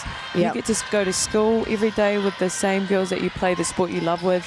Whereas with the regional representative stuff, you may go to different schools, you may only see them occasionally, but I'm sure these girls are really seeing each other every day. You build that sisterhood, those friendships that do last a lifetime. So to be able to put on your jersey and represent your school with your best friends is very special. And and when you think about age group representative stuff, you're just playing within the 2 years of your age group usually, unless you're very young and playing up. You know, you're playing the best players in the entire nation at high school. So it is a very cool and exciting privilege that these young players get. Probably something extra special for these Te Kura schools that are finally putting themselves on the map. You know, not sure how long they've actually been competing in these single A competitions, but being able to do each other proud. And I spoke to you about this earlier when Rō won the single A boys last year. Just a beautiful moment of celebration and a beautiful haka performed at the end, and you could just see so much pride for their school to not have only been there, qualified, competed, but won the entire thing. Yep, so special.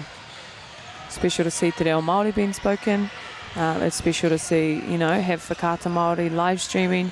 Special for our kura kaupapa Māori to be here. So, you know, it's not only a celebration of basketball, of poitukuhu, but of Te Reo Māori, of Te Ao Māori, or ngā iwi o te motu. So yeah, it's really special to see Māori. As Dan Walker said, Te Reo Māori ki te ao. And Taia Pua Pakaurangi, who was the MVP for Single A last year, didn't even know that he got to cut down the net when they won their national championship. So how special is that? Not even knowing the procedure, but getting that national championship. That's awesome. Koera te tikanga o ngā toa, as just over 30 seconds left here in this semi-final number 1.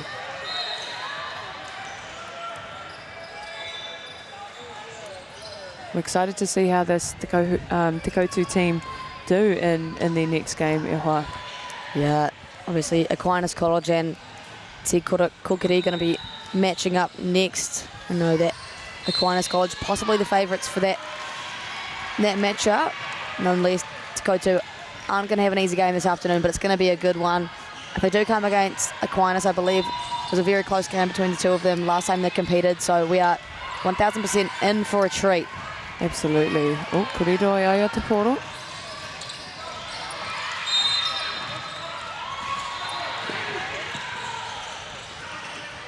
And we are going to see a pair of kudu tautakus for Taya Grace as a result of that hara. Probably in that time, 16 seconds left, probably just let it play out. Don't want any injuries, don't want any crazy fouls, as both teams still have something to play for. Looking like Te Koutu will come away with the win. They will advance on to the grand final, which is played later tonight. And Stratford will still have 3rd and 4th to play for, so they will be vouching for that 3rd place.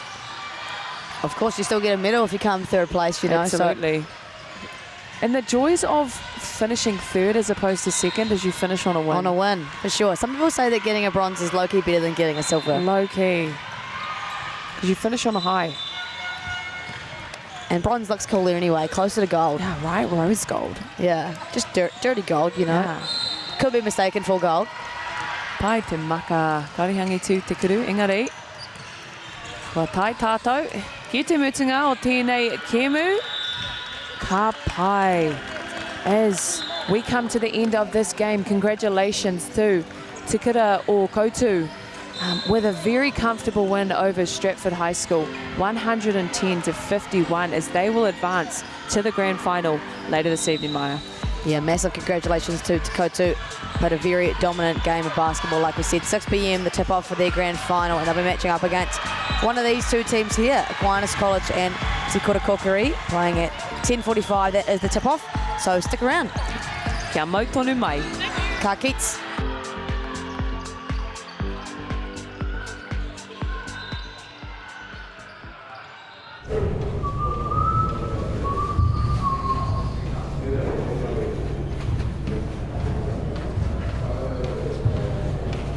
What's the... A quick turnaround today. Get through this walkthrough of 5-0. Shoot. Yeah,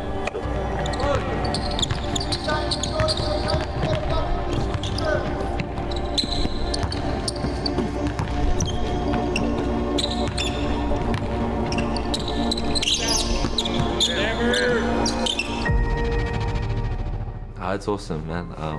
7 months out, I was just dying to get back on the court. But yeah, here now, playing again, love it.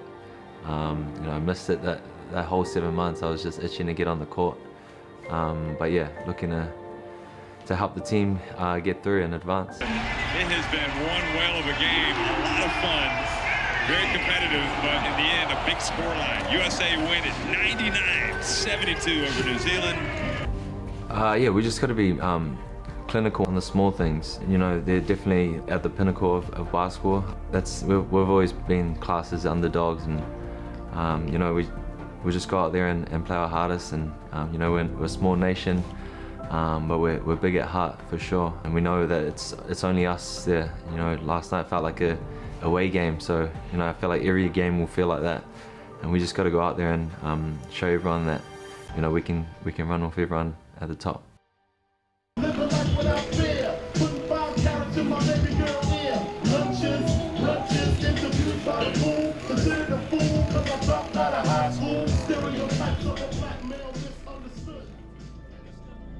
I think firstly we just have to see the reality and see things how they really are. Like we competed very well against one of the best teams in the world last night against Team USA, but like I've really said, at the end of the day, the reality is it's a loss. 117 to 325. Proceed, patron sections 101 to 1. So it means we have to win in these next 2 games, and the beauty of that is that there's a lot to get better at in the next 48 hours. We have to address that very ruthlessly, and you know, it's about being a very quick learner.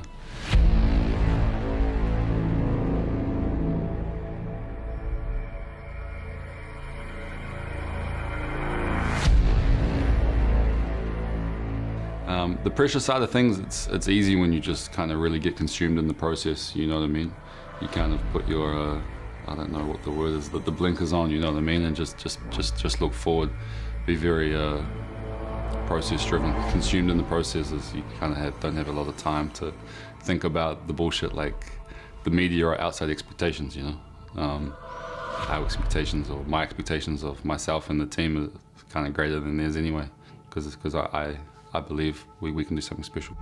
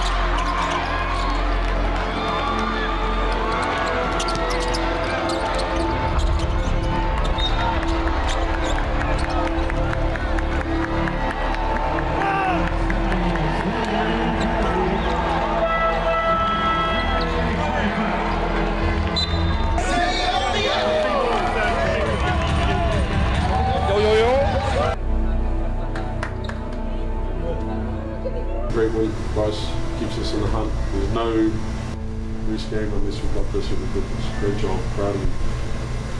The recovery starts immediately. Head's sorted. Watch this game later on. Get some sleep and recover. You good? Here we go. Congrats, PC, on your first World Cup win. Yeah!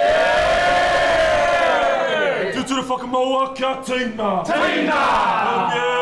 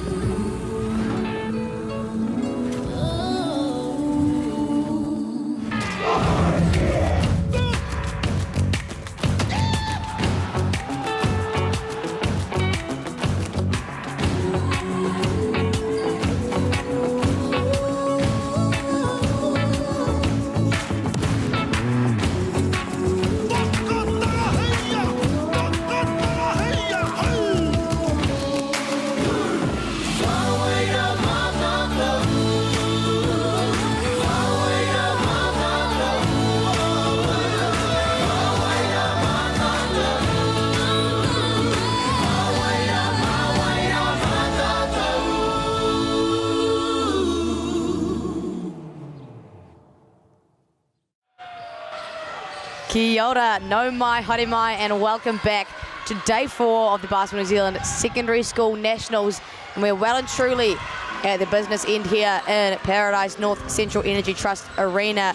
The second of the Single A Girls Semi-Finals. Aquinas College take on Te Kura Kokiri. I'm Maya Williamson alongside Pokai Ho Short.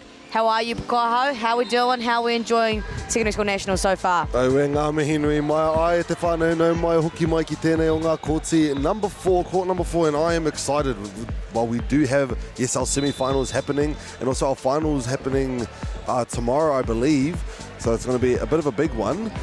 We also have 2 schools that have gone up against each other already in this tournament. So we're going to come back and have a bit of a rematch with, yes, Aquinas and Te Kura Kokiri. It's going to be exciting. Indeed.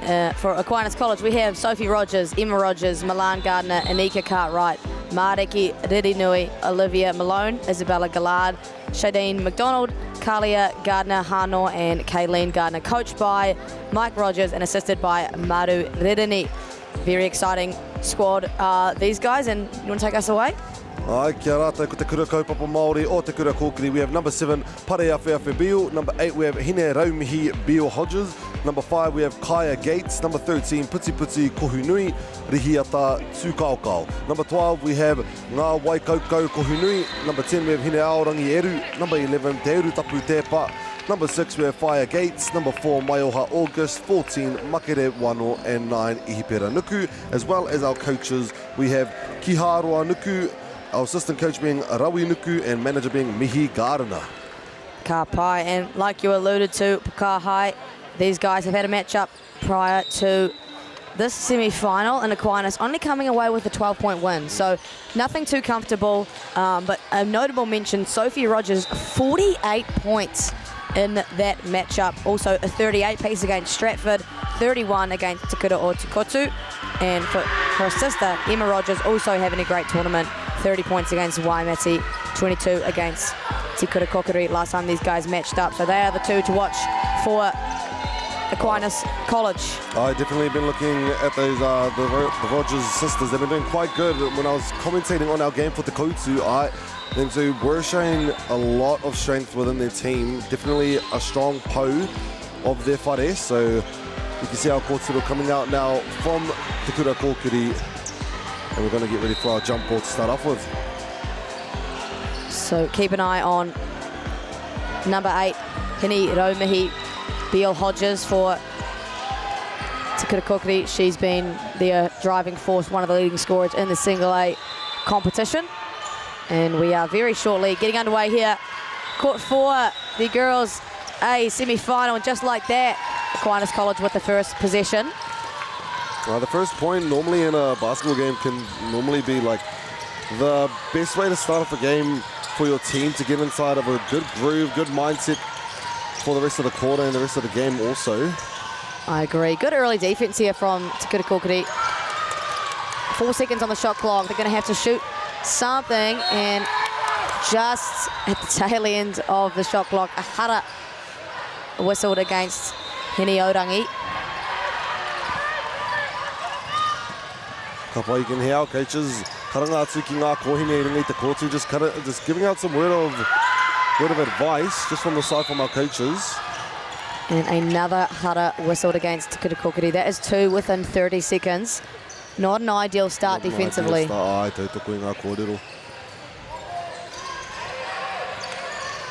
Aquinas, little bit of a dream start. Ball in the hands of two scorers early. See how they can muster up an offensive possession here. And another header this time against Aquinas College, a moving screen. Bit of a physical game we got going on. A lot of moving screens, a lot of fouls start off the game. It's not, again, not ideal. So still going to move on, just so then Alkohine can have a bit more time with some good plays. Lovely drive there, right into the centre of the key.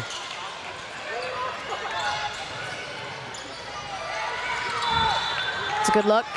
Unfortunately, no scoring just yet for either side, as Sophie Rogers just leaves that one short off the tupper. So a couple of empty possessions for both teams within this first minute.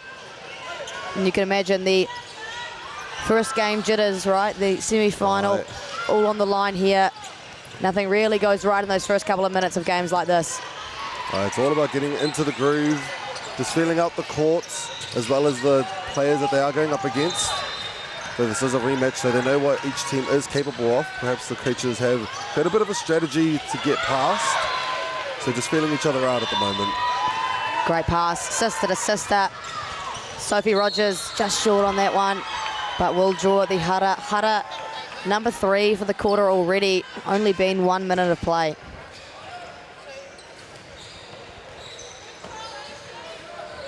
Kaya Gates tērā. Koe rā tōna hara tuarua, just her second foul already. Just short off the tupper on that Koutu for Sophie Rogers. Bit of a family affair with the two sisters and dad. Mike Rogers, coach, as she buries the first and opens the bank account of all scoring here today. And we're going to see a Tāpui in here. Obviously, like you alluded to, Kaya Gates, 2 early fouls. Great full court pressure there. Just all 3 defenders sticking on to them at Te Kura Kōkiri.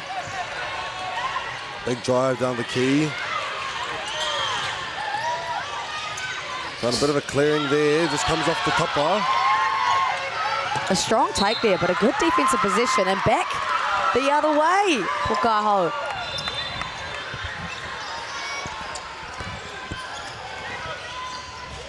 Ka pai ka hoki atu te polo ki a rātou a te uru tapu. We could just see a bit of a replay on losing the ball. Great defensive position there from Te Kura Kōkiri. Now moving on to offense. He kuru whiwhi tori pēr. Just comes off the rim there, engari rā. Ko whai hara I a rātou a Te Kura Kōkiri anō, number 7, Pare Awhiawhi. First field goal, still up for grabs for both sides. Definitely an intense start to the game there. For sure, and very physical, lots of contact as Emma Rogers hits the floor. Emma Rogers with a very impressive campaign for Tauranga City basketball, coming second at under-18 nationals, but receiving the MVP honours. She had a 52-point game at one stage. I believe she averaged something upwards of 30 points a game, so very much a talented scorer who can do it all at any level. Misses her first Koutu.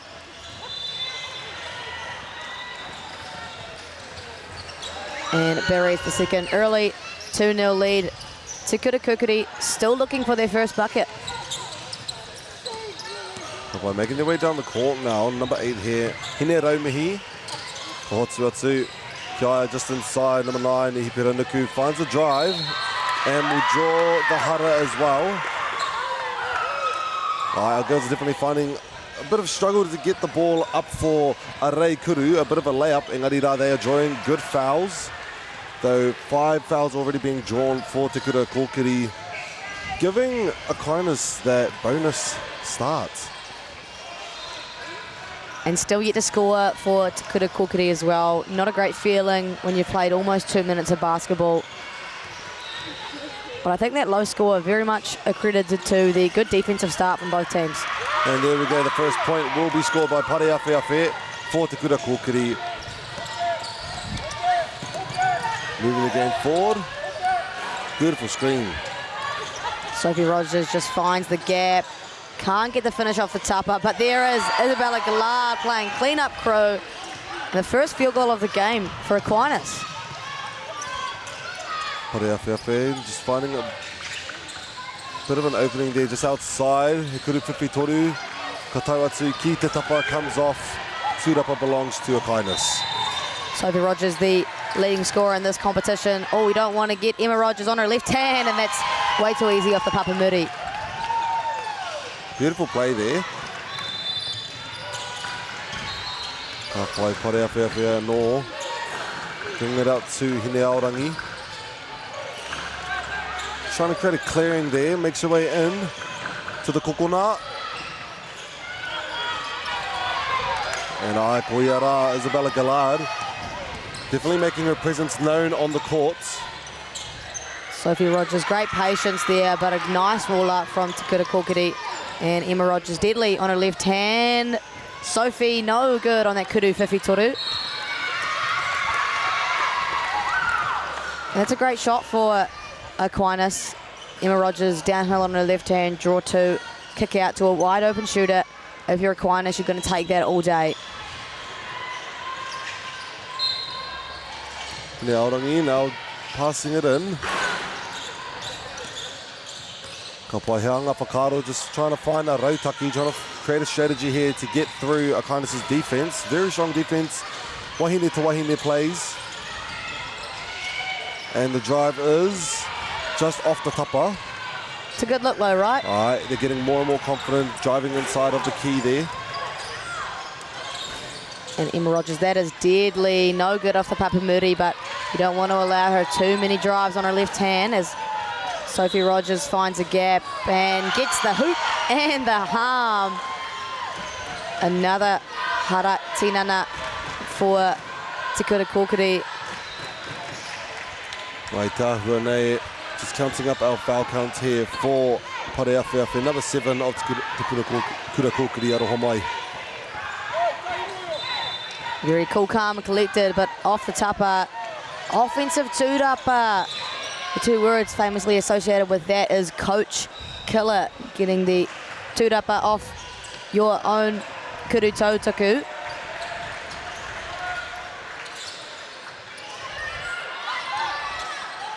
They're playing a 2 and 3 zone defense here. A lot of physicality in these sisters trying to make something work. Great find, sister to sister once again, but the shot clock is going to run out. A great defensive position for Te Kura Kōkiri. They are trying to stick strong with their defense. I te ahua nei, kua karangahia he wāhiki for Te Kura Kōkiri. They are 6 points behind, engari rā. They're playing very good defense, defensive zone to keep Aquinas out, making them take more of those outside shots of the threes. Engari rā, Aquinas is still finding their way in. So what do you think the strategy is for Te Kura Kōkiri maybe? I think you still want to, I wouldn't be encouraging Aquinas to try their hand at Kuru Whiwhi Toru's first. They're very strong at trying to go downhill, and you can see there's an intention to get 2 feet in the rahu kuru and trying to draw some haras against Te Kura, which has actually obviously worked quite well.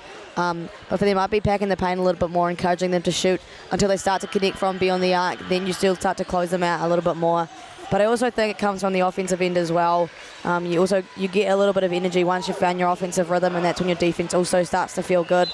And for them, they're getting a couple of good looks, maybe a little bit more ball movement before they get the ball in the paint, trying to create some more open driving lanes and get the ball in the hands of their talented scorers. I mean, Hiniro Mihi has had a very successful tournament, a couple of 30-point games for her, so you want to be getting the ball in your hands of some scorers. Tautoko ngā kōrero mai, ngā mihi nui mua o kōrero nui. Our girls are coming back onto the court now, and it will be Black's ball. Shot clock violation there for Aquinas just prior to that wahike. Always interesting to see the team strategy coming out of a timeout. What adjustments can they make? Can they have a good start?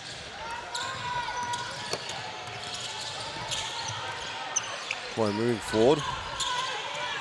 Pareawhiawhi is back onto the court. Though she's drawn a few fouls, she manages to get another one. Not a foul, sorry. I had kuru aroha mai. Talking about fouls, aroha mai. It's a great start of the out of the wahike there. A dream start. Got a bucket off their offense straight away. Don't want to give up too many of those Koutu whiwhitorus to Emma Rogers. She is getting a bit more comfortable with her shots. They're definitely going to start going in sooner than later.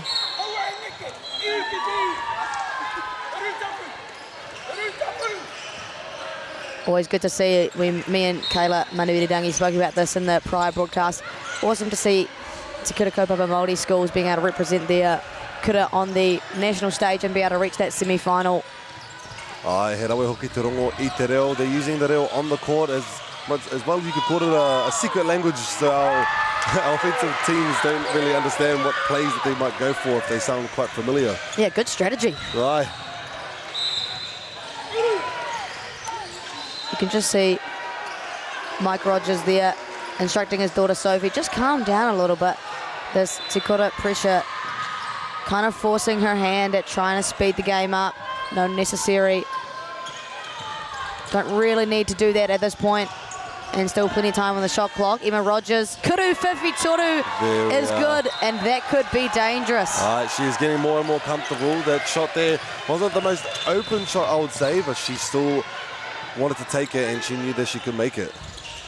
That rhymed, nice. Yeah, I knew that. Yeah. Did that on purpose. So a long pass heading down. We'll take the charge, and we'll take also the 2 shots, unfortunately, for Te Kura Kōkiri. And this is where your disciplined defense comes into play. Early hunters here for Kōkiri, and you don't want to be giving up too many opportunities for Sophie Rogers to get to the Paikuru Tautaku.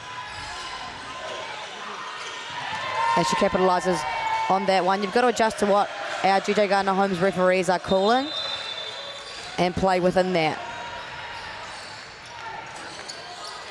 Kua fight the tūrapa I a rātou Te Kura Kōkiri. They get the rebound.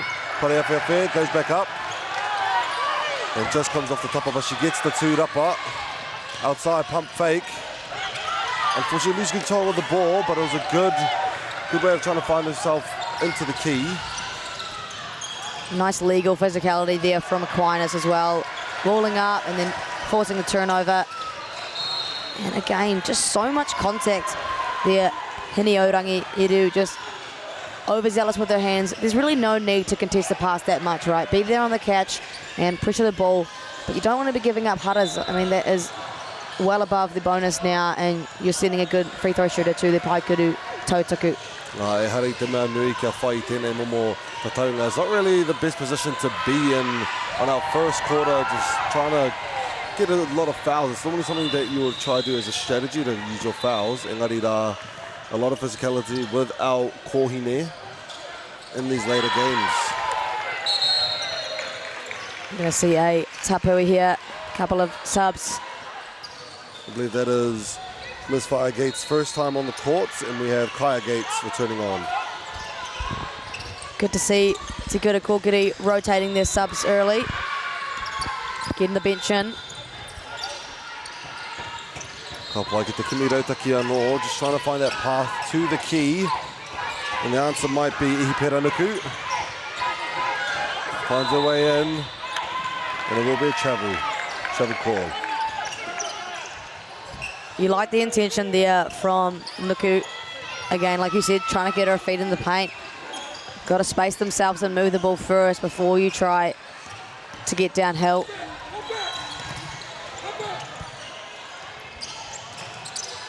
Miss Rogers definitely comfortable with drawing the ball around. And Kuru whiwhitoru Koiara, the Rogers sisters. They're not twins, Arohomai. Not twins, not twins. Just sisters. Sophie, the elder of the two.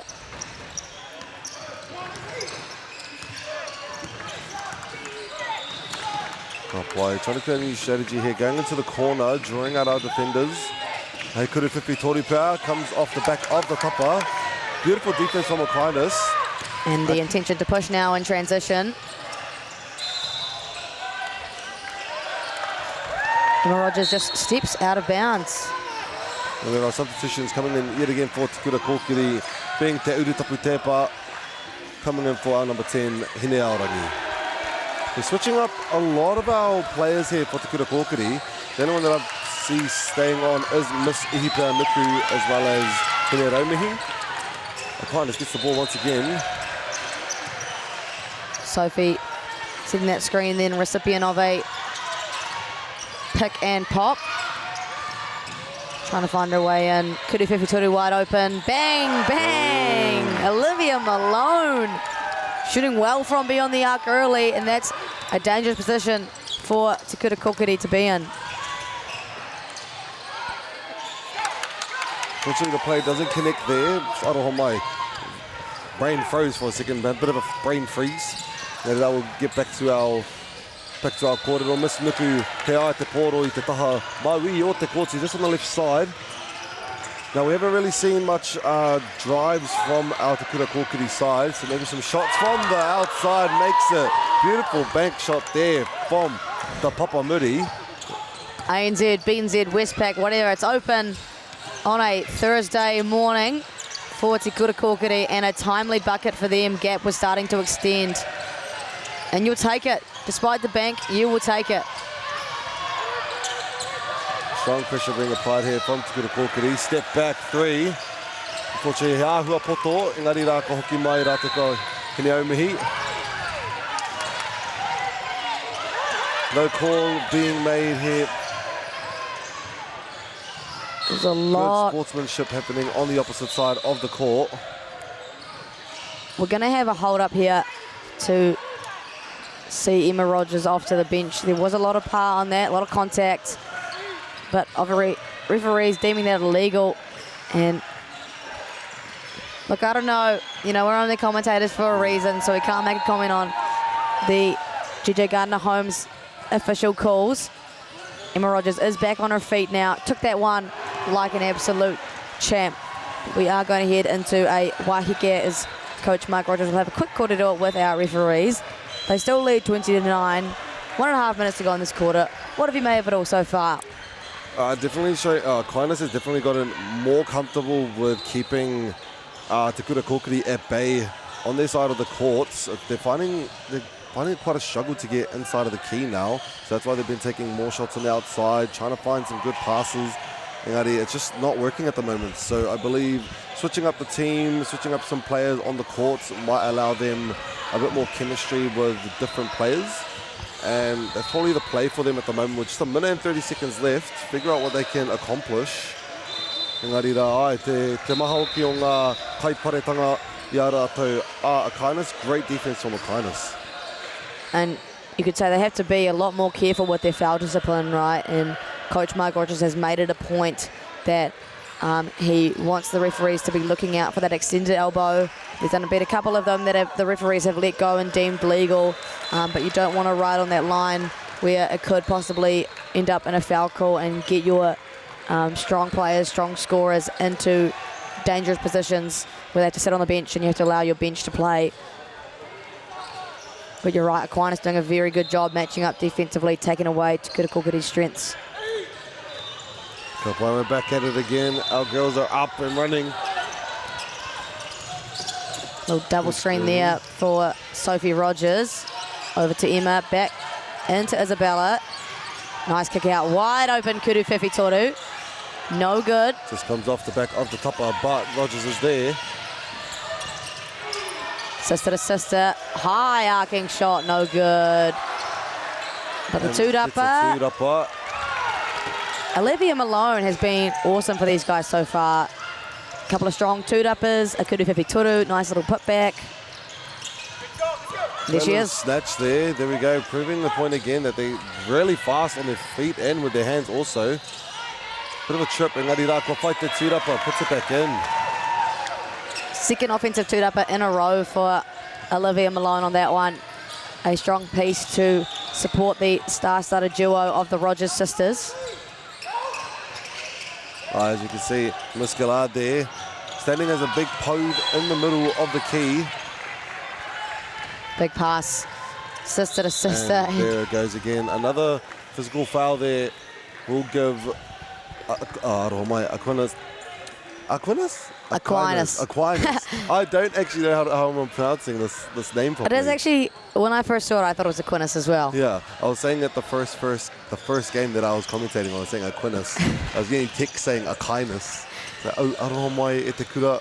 It's the quine that gets you. You know, it doesn't look like it should be a quinus. I don't have my letter Q in my Māori alphabet. Good excuse, good excuse. Yeah, good excuse. I definitely. There it goes. The second one goes in.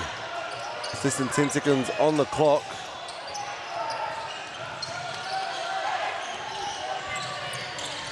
A beautiful steal there. Will finish the first quarter of the game.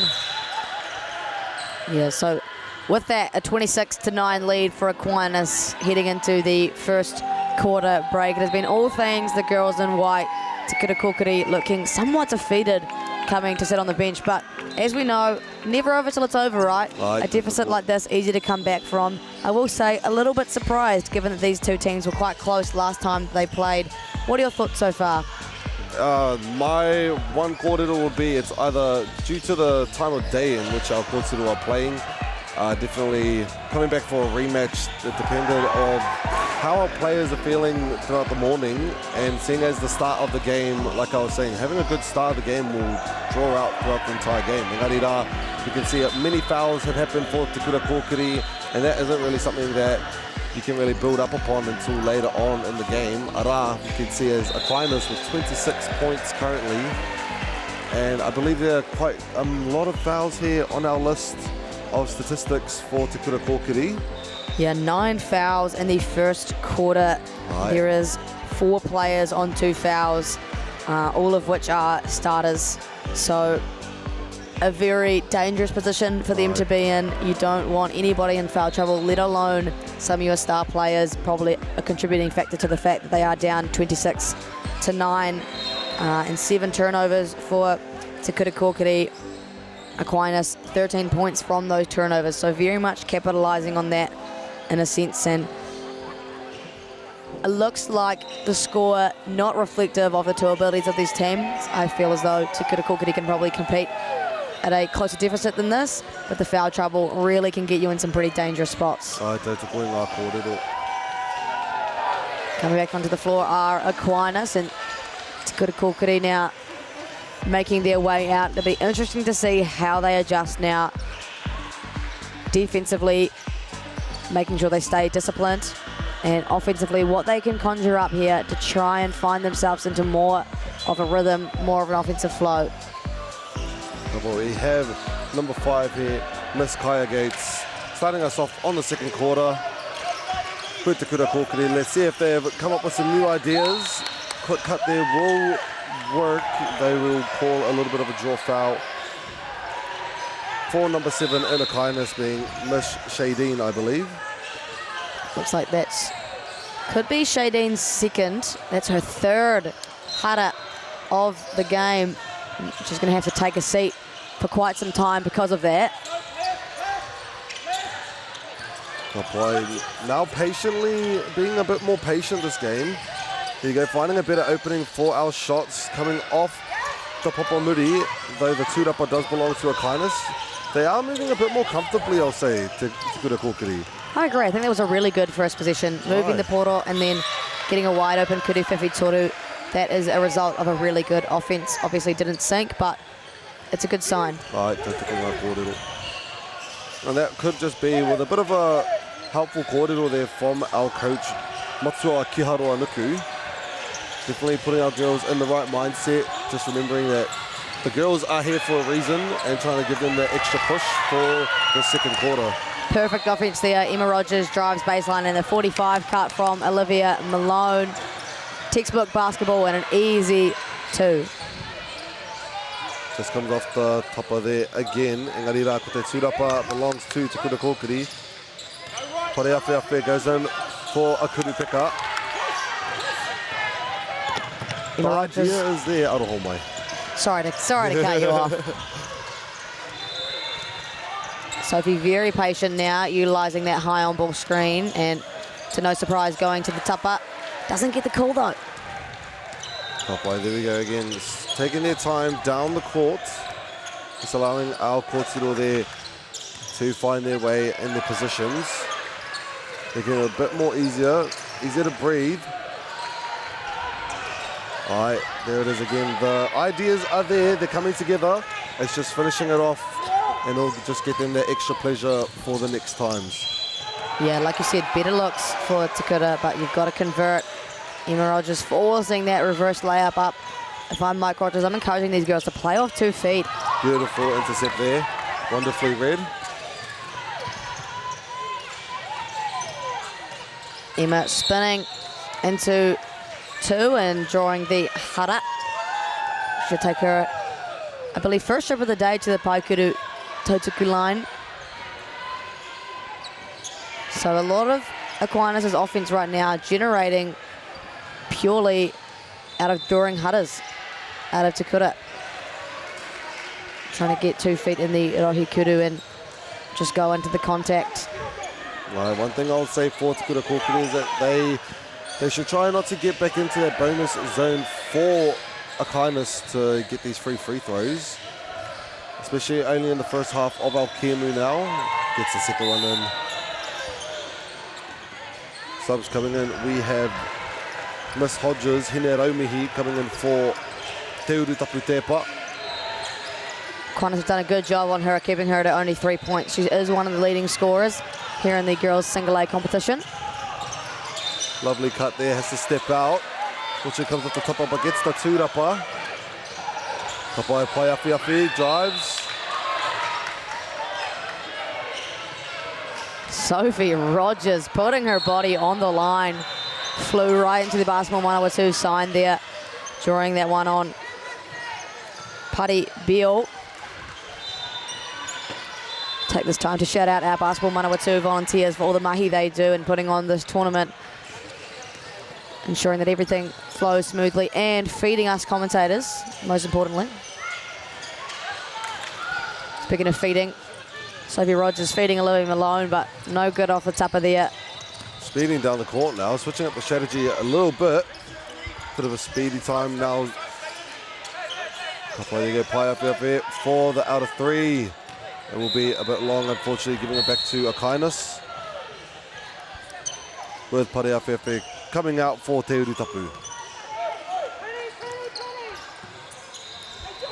See what Aquinas can do here offensively. It's been a while since they scored a field goal. A bit of hands from Te Kura Kōkiri. Finds the opening there on the outside corner. Baseline. Gonna have to put something up. 3 seconds, the clock winding down off the knee of Sophie. Coach Mike with a kōrero to his daughter. Timeout is being called there from Aquinas. Even though with a bit of a 20-point lead, it just seems as though they're unable to create the plays that they wanted to, as the stop clock has run out a few times for Aquinas. That could be due to the defense of Te Kura Kōkiri, engari rā koe rā hoki, just something that maybe Aquinas isn't getting those opening passes that they wish they could. So a bit of a re-strategy maybe. Engari, with that 20-point lead, it's quite comfortable up there, but again, yes, anything could happen. For sure. The 20-point lead, again, don't think necessarily reflective, and I think that Te Kura have actually done a better job slowing down the scoring and actually slowing down their foul count too. They were near the bonus at this point in the last quarter, so a bit more disciplined this time. You could just see a lot of intention on stopping Emma and Sophie Rogers, and they're just moving their feet, staying in front and putting their hands up. As soon as they get in the paint, they're sending 2 bodies at them and forcing them to give the ball up. That's pretty ideal defense for Te Kura Kōkiri, and for Aquinas, they're going to have to find different avenues of scoring. They can't just dribble, penetrate everything and hope for something to be created. I imagine that Coach Mike Rogers is going to ask them to move the ball a little bit before they try and penetrate, to disallow 2 bodies just to be easily sent at them as they drive. And yeah, if you can take away the magic of these Rogers sisters, you can take away the magic of this Aquinas team. But Te Kura Kōkiri got to do it on the other end too. Finds the opening on the opposite end. Almost manages to steal the ball away. Miss Nuku now rushes towards the rim, gets the 2-upper, puts it back up, and will get them the 11th point of the game. Miss Nuku. A much, much better quarter so far for Te Kura Kōkiri. Unfortunate that they had such a rough start. And oh no. A dangerous 3 that was for Te Kura Kōkiri. But they managed to get the 2-upper off it. Steals away right into the hands. Ooh, gets a lovely block there. Sophie Rogers to pull things up. Uses her change of speed. Can't get the finish. Gets her own offensive two-dupper. And I was going to say you can't leave her open. Emma Rogers, the hoop and the harm. Finds the gap, takes the part. We'll get a single Koutu tuku here.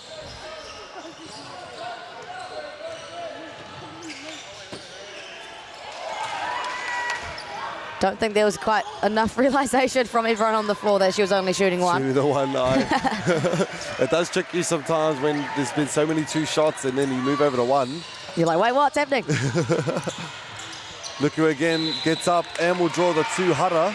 That's exactly what they need. Nuku needs to go in a lot more, and she's getting a lot more comfortable getting inside the paint. I'm going to steal your vocabulary there. I'm going to pick and choose a bit of those. Copycat. Aye. Proudly. You're right, though. Nuku has done a good job, like using her strength, getting downhill. A bit of bully ball, you could say.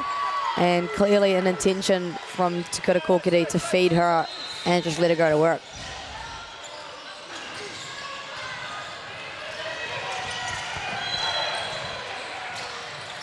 And the second one comes off the back of the tapa and keeps the ball alive, but it returns to Aquinas' hands. Emma, very much fearless when it comes to ball pressure. She's seen it all before. Sister to sister. Sophie's going to pull that one. Bang, bang! Kuru, Whiwhitoru. Nabarua for Sophie of the game. 34-12 lead now. I have noticed Sophie has an amazing arc on her three-point shot, and it looks beautiful when it manages to get in the hoop. And just off the back of the tapa there, I was going to say, nice Kuru Whiwhitoru almost managing to get in. As soon as Te Kura Kōkiri manages to gain that confidence and gain a lot of good, what's the energy? What's the word? Arohomai. Good energy, I believe. To get those balls in the basket, it'll just keep happening. Engari, first they need to just get into that good groove. Definitely how momentum works in terms of this game as Emma going in transition. Tough finish on her left hand. And it's all things Aquinas at the moment. Te Kura searching for an answer on this offensive possession. And there's Nuku driving it in. Reverse layup gets in wonderfully, giving him a total of 14 points now. And I'm going to keep going to Nuku if I'm Te Kura Kōkiri. Definitely the biggest threat at the moment. She's not afraid to drive it in. She also has a good momentum getting into the paint and can put the ball in the basket. Nice little spin move there from Isabella Gillard. Everything but, unfortunately. Utilising that height difference is definitely something she wants to do a lot more. Getting those two-uppers, she's doing quite a good job. There you go, utilising it just as I speak. Beautiful block there. And away in transition. Nice little dime from Olivia Malone. And back the other way, we see yet another foul. Nuku in the action this time. Better job defensively this quarter. Just need to be careful. There will be Nuku's second foul on the first half. She's currently safe, you could say, in Ngarira, being one of the top scorers at the moment in this game. I need to keep her out on the court, so she's got to try not to reach for too many of those fouls, try not to make it any higher. Good on the first Kuru Tautuku for Sophie Rogers. After yesterday, she was averaging 37 points. 37 points is crazy. It's quite a lot. Aye. Already up to 16 on today's matchup. Sister Emma sitting at 12. By being a bit more patient, trying to create some plays here. Nuku tries to find her way outside Kuru. Arohomai, tapa. Going for it again, pump fake. Draws it up for a nice floater. Unfortunately, the ball is not getting in the hoop, sadly. Kindness keeps the ball alive. Beautiful job at doing so. Sophie Rogers throws that in transition. They're going to opt to slow things up. Emma Rogers on her patent left hand. can't get the finish, but gets the two-upper and the tupper. Puts it back in. 40-14 now, a dominant lead. Not what we could have predicted, I don't think, for Kaiho. I had a bit of excitement here for our Kemu at the beginning. Still excited to see what Te Kura Kōkiri can come up with. Te Kura Whiwhi Tori Pea. And that will just be a rua. Nice pakete there for Te Kura Kōkiri.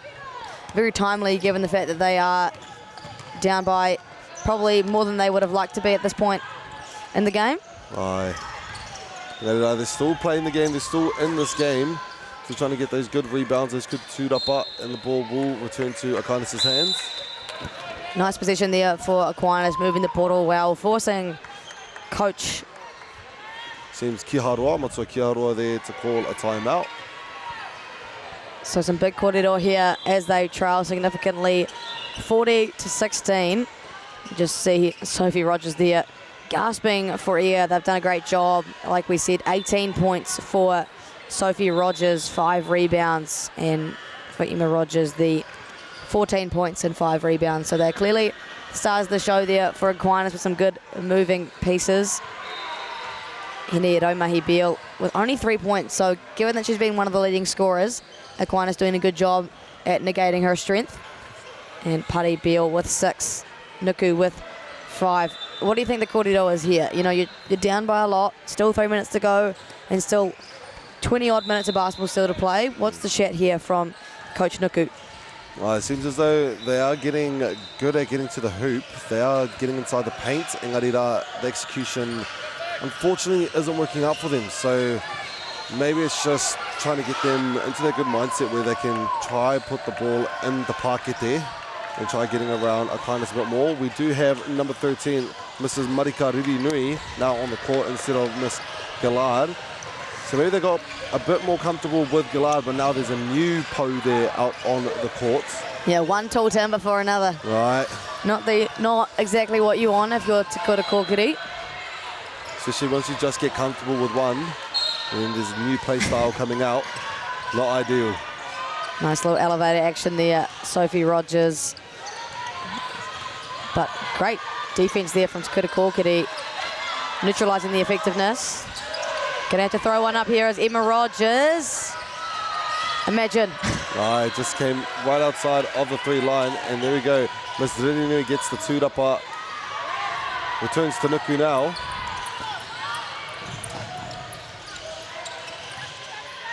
Almost loses it, Engarira in the kokona.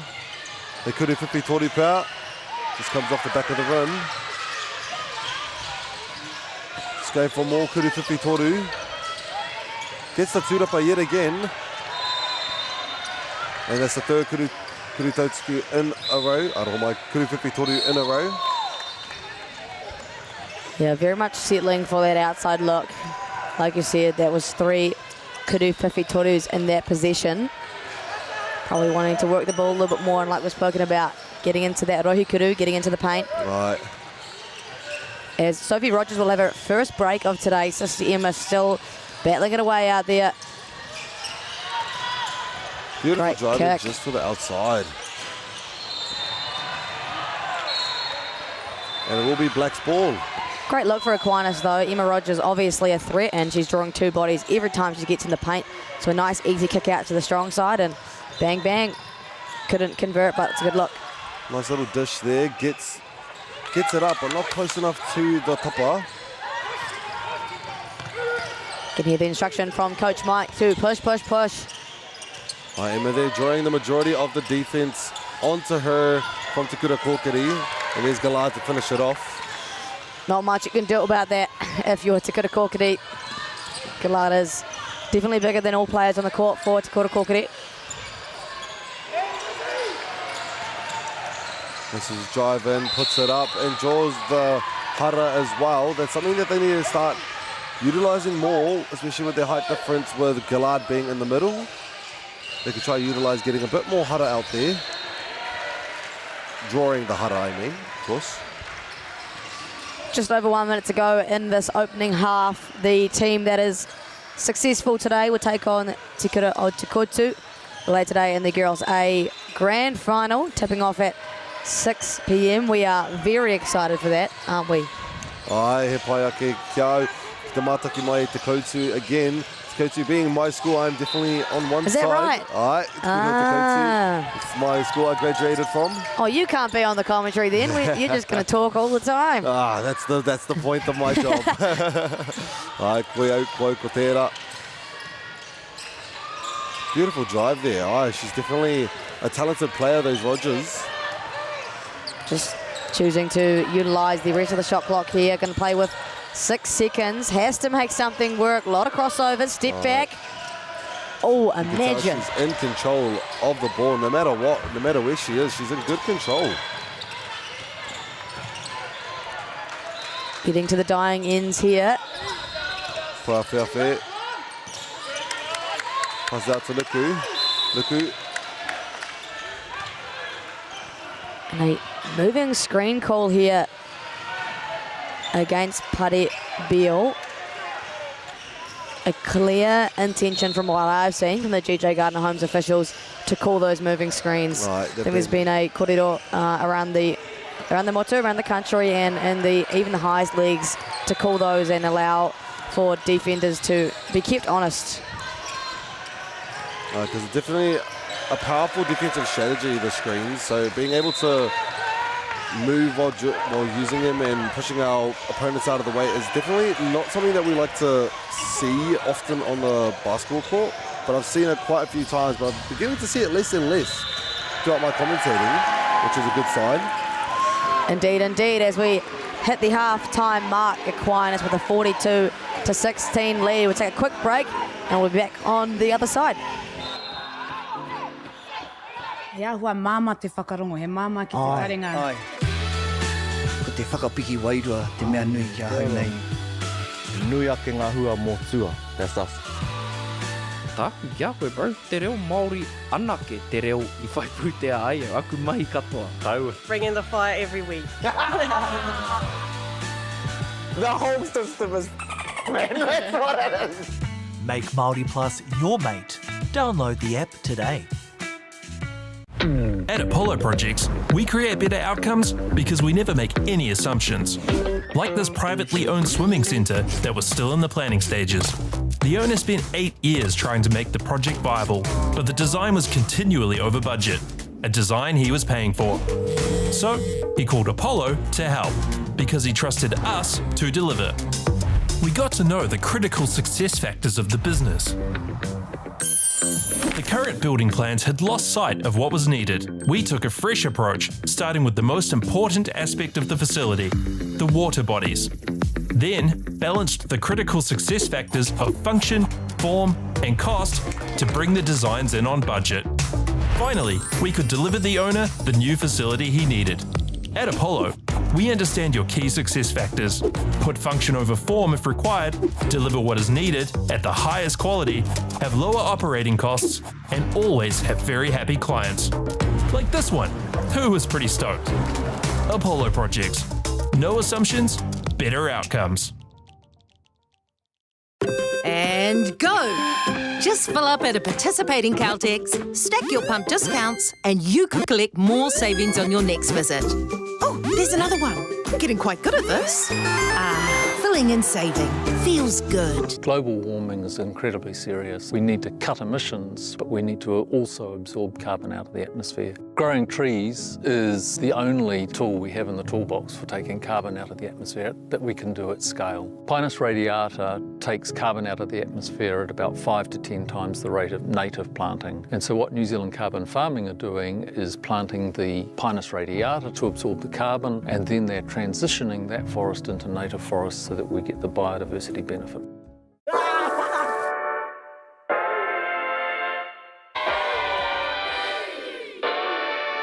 Atahua. Somebody keep my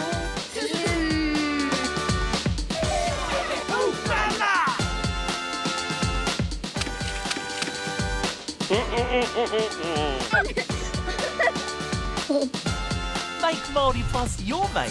Download the app today.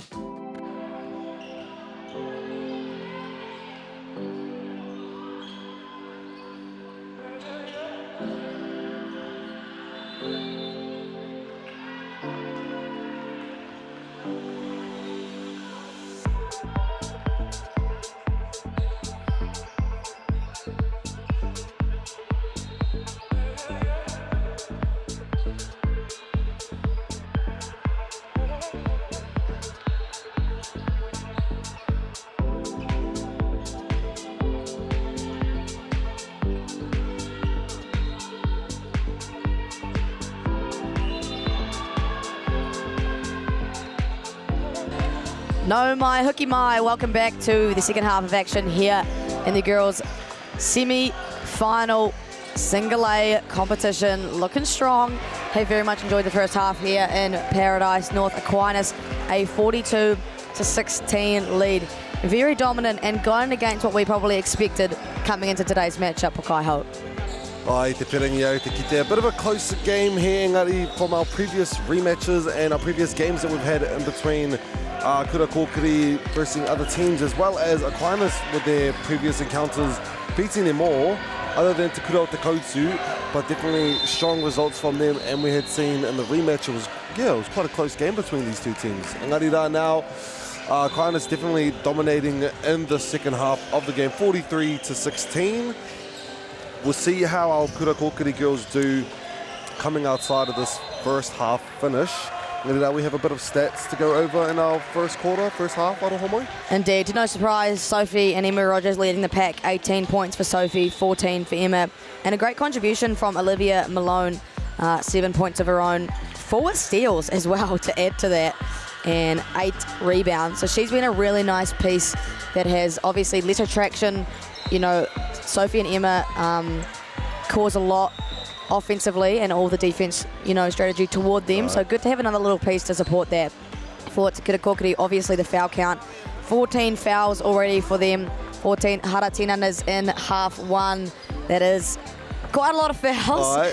just a wee bit. A wee bit. And turnover-wise, 11 turnovers and 19 points from those turnovers for Aquinas. So that's 19 of 43 points.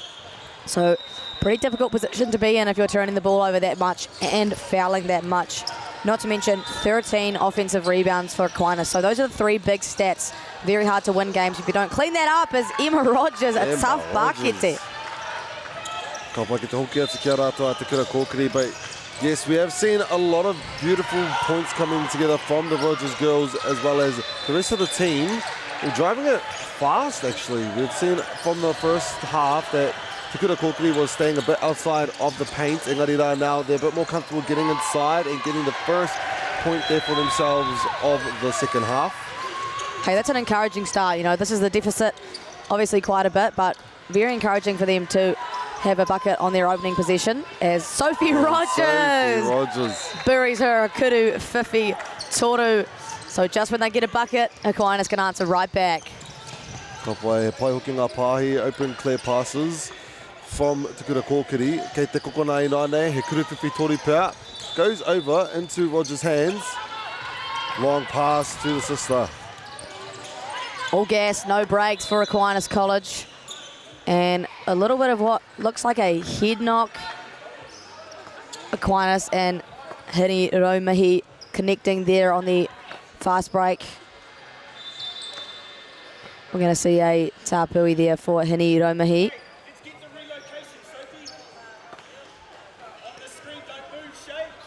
Can hear some instructions coming there from Coach Mike Rogers. Seems a bit of a nosebleed has occurred. We're going to have to see a tapui there. So good to see Wahine putting their body on the line. Rogers trying to find an opening here, cuts it out to her sister. A very clean dribbling. Very good handles with the ball. And you can hear the encouragement. Exactly what I was going to say. Way to play off 2 feet. I think the Rogers sisters trying to force a little bit inside in that first half. Emma Rogers coming to a 2-foot stop, able to balance herself a little bit and draw that hara. That fundamental instruction so important as she just rims out the first kuru tautaku. Just a minute and 20 seconds into the second half of the Homai, already drawing the first foul. That would be the 15th foul of the game. Lots of fouling going on. Right. But I've seen it many, many times in our Kohine games. The majority of the fouls that I witness are in our girls' games, as they are a bit more physical than the male side. There's a big taupare there from Emma Rogers, blocking it straight into the Caltex sign. Caltex, one of our sponsors alongside Bailey's Apollo Project, New Zealand Carbon Farming, New Zealand Sport Collective, and of course our main partner footlocker. Boy, beautiful handles to drive it up to the court with a nice floater. Just comes off the back of the tapa there. And the ball returning into the hands of Aquinas with the subs coming in. Yet to have a break is Emma Rogers. She has played every second of this game and looked completely fine. Seems as though she does this every day. She probably do. She probably does. Yeah. High arc shot yet again for a beautiful three. Cha-ching. Koutu Whiwhi Toru. That is 2 within this half and 4 in the game for Sophie Rogers. And we have our new player on the court, Miss Putsi, I believe, number 13 for Te Kura Kōkiri. And off the bank, Hoia rā ko tēnā, Miss Kaya Gates with a beautiful 3 off the bank there. A nice answer, and then gets the tip on the defensive end, doing it all. Obviously a good impact for her. She's been in foul trouble, and so nice to see her playing and making an impact. By just returning the favour from the 3, and Arira comes off the back of the tapa. Sister to sister, Emma Rogers finds a gap, forces it up, draws the hara once again. Feeling like a broken record, saying that phrase over and over again. And it seemed as though the majority of those fouls were drawn altogether from that first quarter, being, I believe, a total of perhaps 8 or 9 of those fouls. Misses the first Koutu Tautaku, clearly frustrated. Typically would go for the 2 from 2 stat.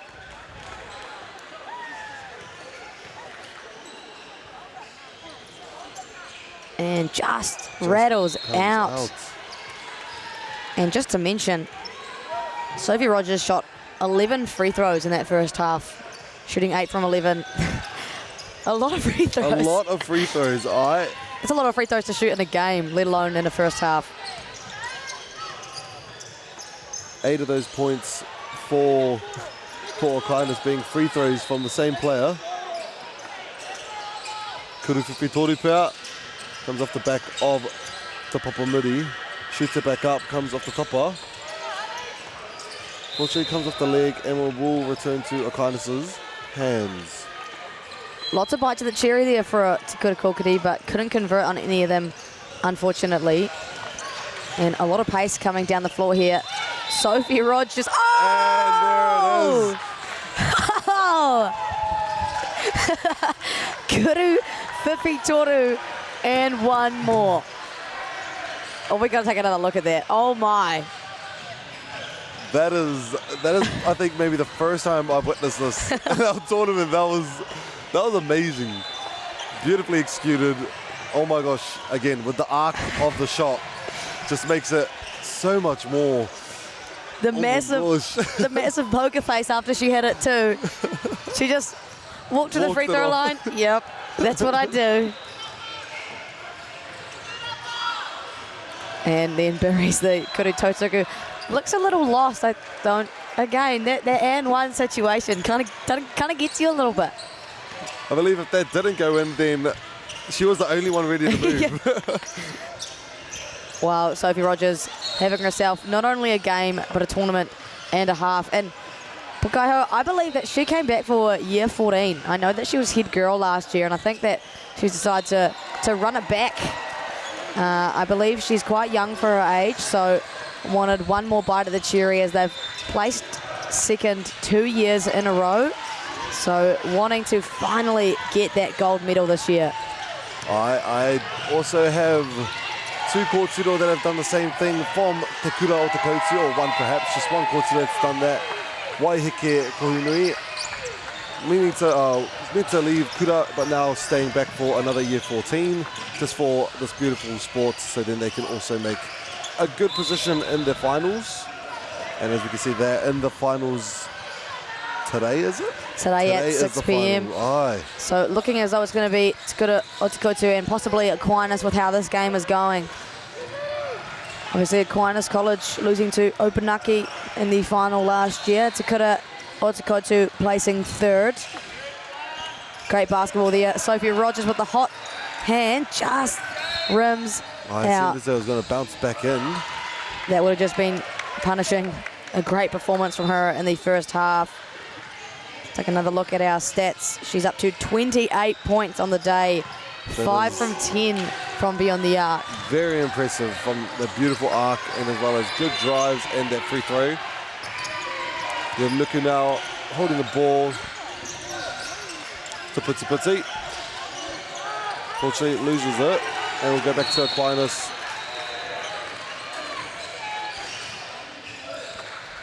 And the call for foul for number team 13. 58-21 is the lead. Aquinas vying for that final spot later this afternoon. 6 o'clock tonight, they'll take on Te Kura Otukotu. Kuru Whiwhitoru off the back tapa. Offensive two-dapper. Massive two-dapper there from Anika Cartwright. It seems like Sophie's the only Rogers on at the moment. Taking turns each to have more players on the courts, trying out new strategies perhaps, giving our other players a rest for our finals tonight. Good touch off the Papamuri there. Sophie Rogers entering that 30-point threshold in the third quarter. Miss Nuku there just at the top of the key, just trying to find a good position, an opening position. He hanga whakaro I tēnei wā ko Hinema ki te kimina. He ara tika kia whai atu ki roto I te key. Managed to get one over, just comes off the end of the topper there. Miss Sophie taking her time just outside the paint. Nice cut Beautiful there from cut Olivia there. Malone. A lot of contact, but no surprise, a massive two-dapper there from Riri Nui. Nice ball reversal. Moving Lovely the portal well, passes. but whistled for the travel is Olivia Malone. A nice position there. Movement of the portal, like we said, and a great start out of that halfway mark, causing Te Kura Kōkiri to call the timeout. They trail by just under 40 points. Thoughts so far? We can see that Aquinas is definitely in their space. This is their court right now. They are owning it a bit more than what we would have thought at the beginning of our game. Kōkiri here definitely trying to find their way throughout the game, trying to find their way through in order to score some extra points, in order to get a bit closer to our scoring lead. But yes, just under 40 points is a big lead. Yeah, it's a dominant performance from Aquinas, and given the last scoreline was 90-78 between these two teams, it's a bit of a change of tune there, and clearly there's been some adjustment from game to game from Mike Rogers and a scout that has successfully worked. And I think the offensive side of things has been a lot smoother for Aquinas in the second half, spacing that floor a lot better, able to get more uncontested looks, and then of course the shooting prowess of Sophie Rogers, 5 from beyond the arc. Becomes pretty hard to stop a team that has such prolific scorers. And so I believe that unless something crazy happens, Aquinas College are looking pretty strong to head to that gold medal match later this afternoon, or the evening I should say. And the boys side, Aquinas College also in the boys final on the single A side, taking on Ngā Taiatea. That is quite crazy. I'm just going to bring up the fact that those are my two kura going up against Aquinas. We have Ngā Taiatea from my year 9 to year 12 kura, and then we have my Te Kura o Te Koutu, my graduation school. So, me personally, for a personal kōrero, I think we got a little bit of bias in the commentary box. Ai koe tērā. And I'll be proud of it. I'll be proud of my kura making it this far into such an amazing tournament in which Whakata Māori is helping us stream to the Motu Whānui, to our whānau at home that weren't able to make it this long trip to Palmerston North. You missed out. Here, it's a beautiful atmosphere. You have all these rangatahi, all these people that just love the sport and just love to be around each other, and it's an amazing place to be. Yeah, all love to Whakata Māori and the staff within that make these 3 quarters of live stream possible. Our last day of 3 courts, going to 1 court for the tail end of the tournament. But a beautiful experience being able to share Rakatahi basketball across the motu, like you said. And Kuru whiwhi toru pea, aroho mai. that's okay. I didn't really have much to say. I was just going to keep babbling on. Hey, good pakete there. Hiri Raumihi finally getting going herself. And returning the favour. Emma Rogers has taken some serious heat. Another trip to the Koutu Tautaku line. She'll be looking to perform a little bit better this time around. Currently 4 from 9 from the Koutu Tautaku. Koe ara hoki te hara tuatoru, the 3rd foul of Ihipea Nuku. Still got 1 quarter left to go after this one, so she's still in the green. And buries that one, does Emma Rogers much better this time around, 63-25.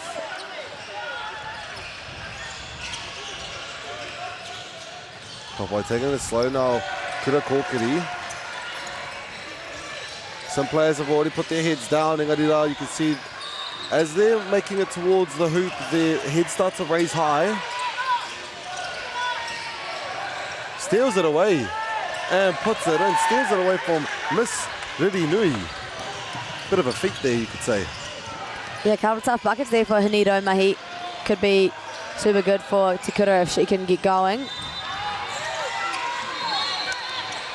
A very physical game here. Kura Kokiri is playing. 6 seconds to work with for Aquinas. Ball in the hands of none other than Emma Rogers. Finds a gap. No hara called. Tried to force that one up to draw the foul, but to no avail. Ka pai ki te taha maui o te courts just driving up on the left side.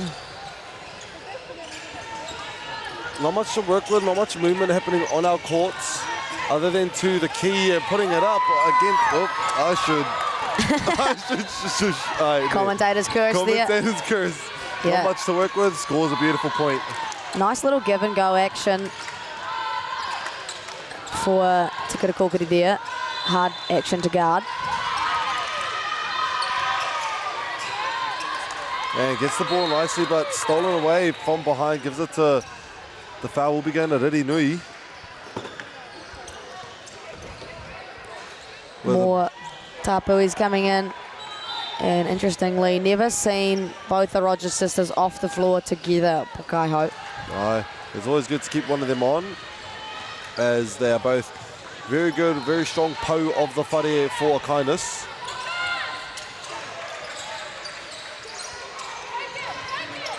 Strong screen, it will be called a moving screen there for Puti Puti. Again, very much an emphasis on that call, ensuring the defenders have a fair chance at the correct coverage of the screen. Lovely roll off the screen there. Beautiful handles from Miss Rogers. Oh. Drives it all the way, gets a bit too high. And will be given to Kura Kokiri. Just see the frustrated look on Emma's face. That is a great look at the tapa there, and overzealous on her touch off the Papamuri.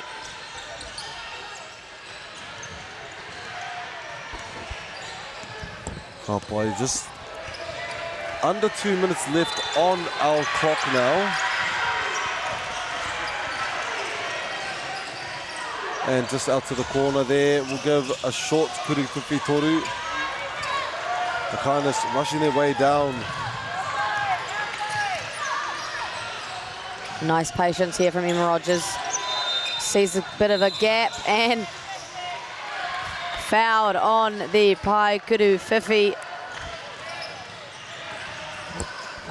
She will head to the line for 3 bites of the cherry from the charity stripe. A real tendency to foul on the 3-point line. Right, I haven't seen many foul for the 3-point lines in our games. Gets the friendly roll to Emma Rogers. 2 more Koutu Tautakus on the way. No good on the second. Turns around and gives a frustrated face to her teammates. Can she go 2 of 3? Yes, she can. Good play. Subs are rolling in. Change of sisters. 20 points now for Emma Rogers.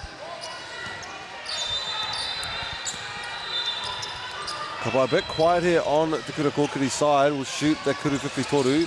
Comes off the bank and the tapa.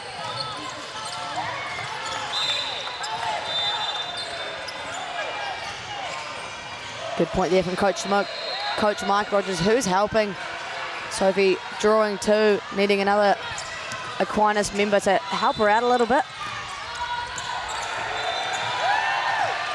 There's elevated pressure from Te Kura Kōkiri.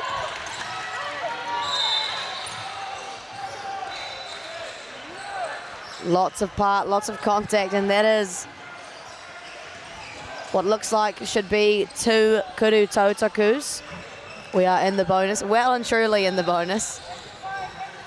Ai, hea hoa pauri te kite I te nui hoki o enei. Te nui hoki o enei hara. A lot of fouls been going on from our girls in Te Kura Kōkiri.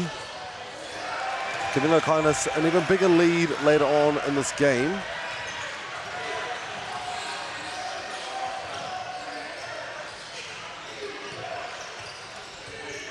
Sophie Rogers rolls around the tapa, but can't drop in.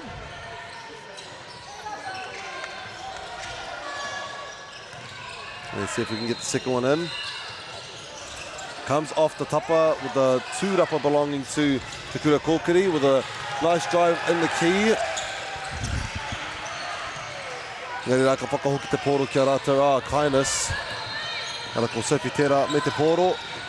Waiting for her teammates, creating an opening there for Gillard. Beautiful post movement there, getting inside.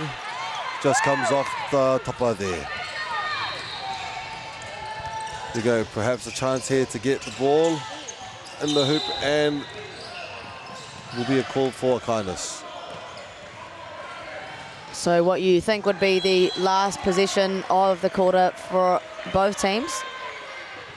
Although we are going to see a hara 2 kuru tautakus on the way, and Sophie Rogers and Isabella Gillard will take a seat. And this is our first time we've seen the Aquinas team with no Rogers on the floor. Seems as though it's best to probably save their efforts and energy for later on in the day. Giving them a bit of time to relax on this last end of the quarter as well. I think we can safely assume that the women's A grand final will be Te Kura o Te Koutu and Aquinas College.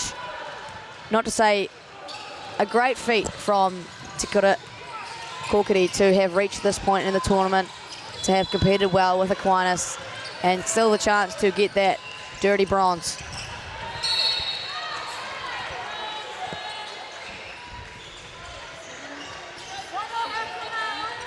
Seems as though the call was a bit of a offensive foul there. We're giving it back to Kura Kōkiri with the last 7 seconds left on our clock.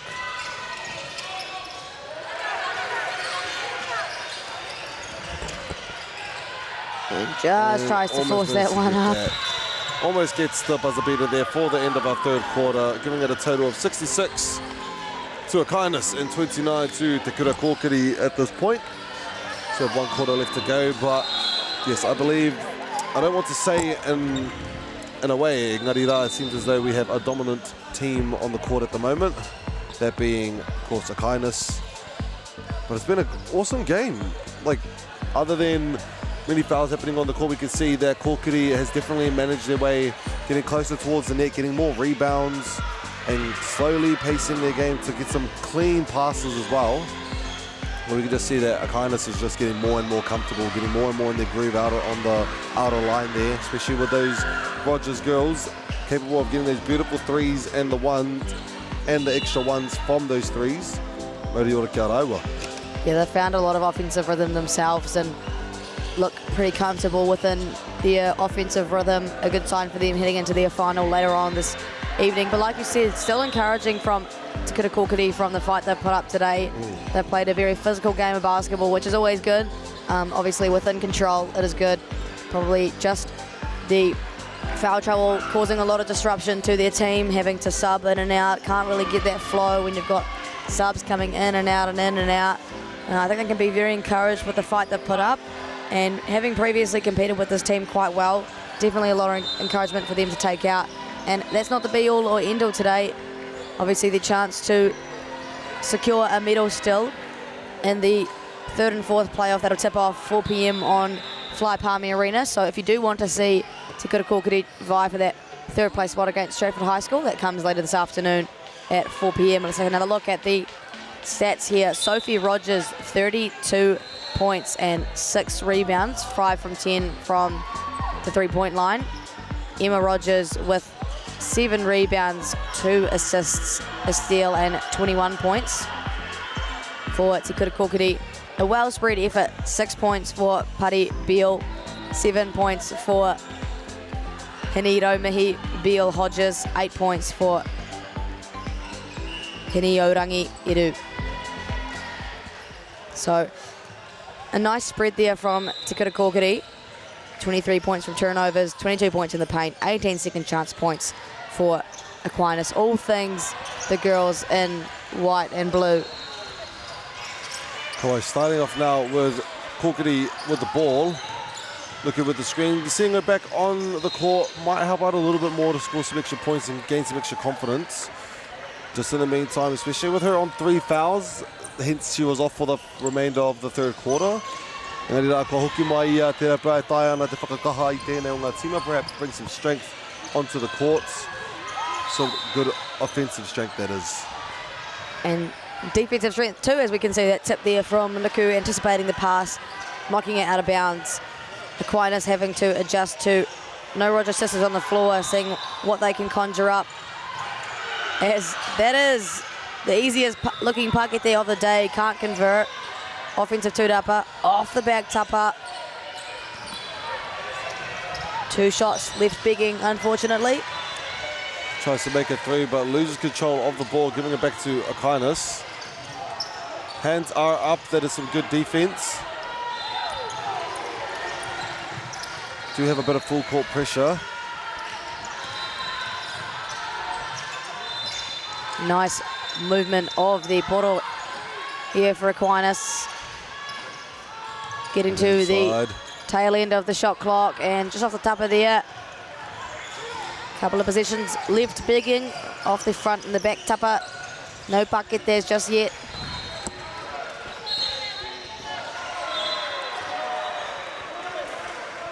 Kōkiri just trying to make their way to the basket. Engari rā, te tae te whai atu tētahi piro. In the meantime, still trying to get their groove with this current team that's on the court, the current 5.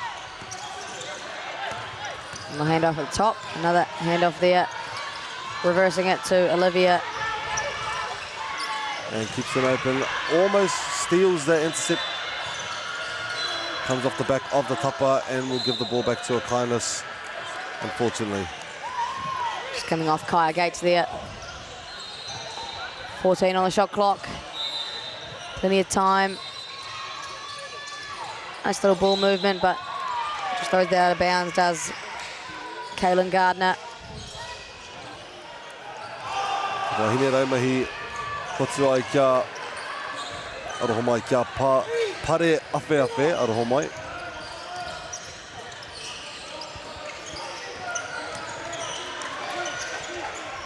You know, just trying to create some plays here, trying to create a good opening. Gives it back to Nuku. Might have to have a reset of our play here. Nuku takes the screen in the middle of the key, comes off the Papamuri, but the time has ran up for the stop clock. A good defensive position there for Aquinas, forcing a shot clock violation. Always a telling sign that you've played a good 24 seconds of defense. Kalia, Gardner, Hano leading the pack now. Movement of the portal, gets the ball inside. Shadeen, no good. Just can't get the ball in the tapa at the moment. Pare Awhi makes her way up and we'll get the and one. They'll gain a bit of more confidence boost here for Te Kura Kōkiri, getting a good point to start off for this fourth quarter. And they'd love if they can finish this game off respectably, right? Obviously, going to be a hard feat to climb back that deficit in such a short amount of time. But you'd want to finish the game as well as you can and have a scoreline as close as possible.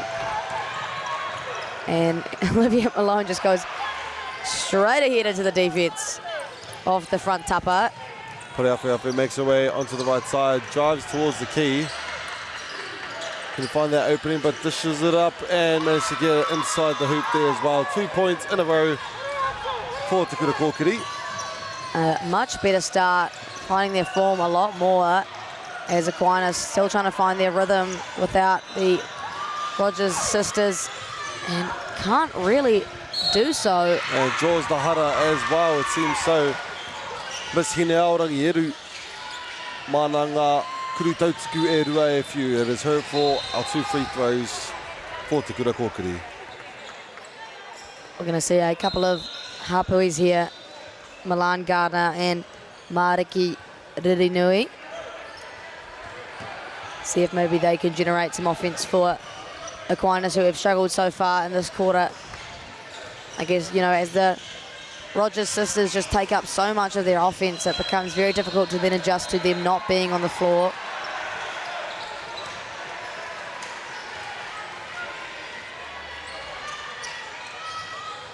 And just comes off the side there.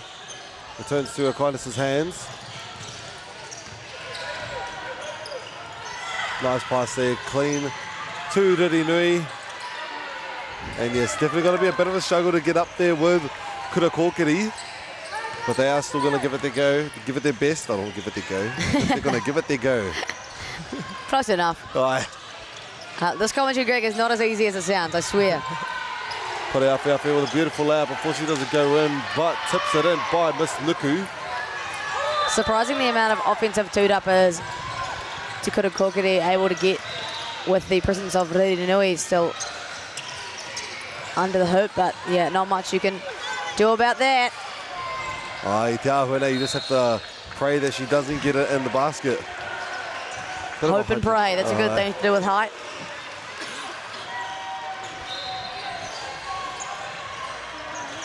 Just on the kokona now. Beautiful intercept there from Hine Aorangi. Makes her way towards the key. Comes off.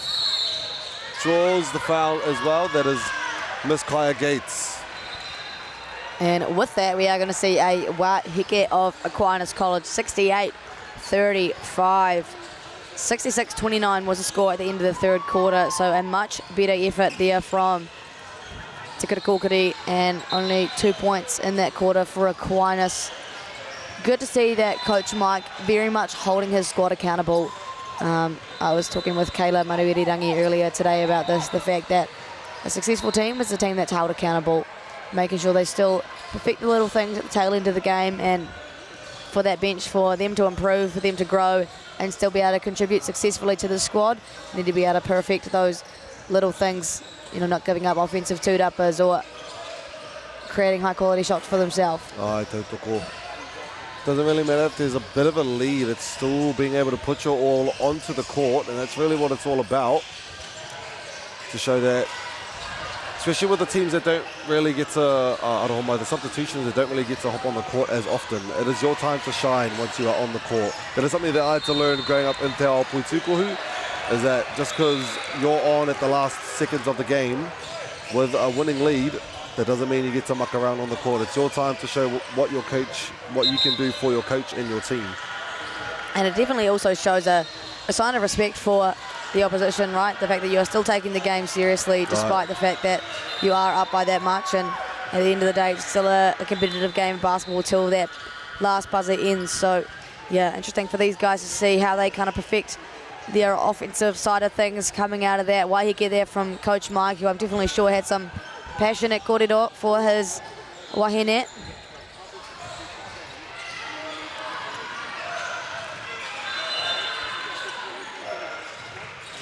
And the first one is good for Miss Gates.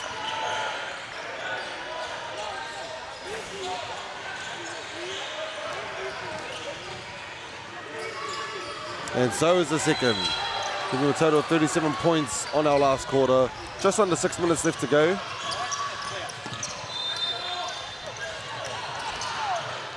And a much better look there from Shadeen. Can't convert, but a nice look nonetheless. Unfortunately, a long pass for Te Kura Kōkiri will give it back to Aquinas. So again, if you are curious, 6 p.m. is the A Girls Grand Final. Aquinas will take on Te Kura o Te Koutu. And after that, Aquinas College Boys will take on Ngā Taiatea. Following this live stream, stay around because we have the A Boys 3rd and 4th playoff. Central Southland take on Te Aroha. Just good basketball all day. It's definitely going to be some amazing games to be a part of, to be able to commentate, and to be able to watch my teina on the courts, make my kura proud, make me proud.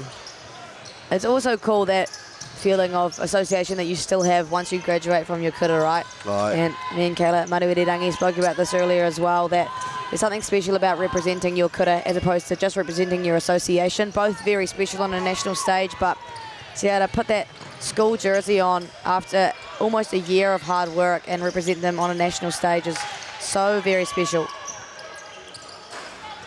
Just comes off the tapa. It was a good attempt for 3, unfortunately. Kōkiri is struggling to get the ball in the basket. They're managing to get the ball back.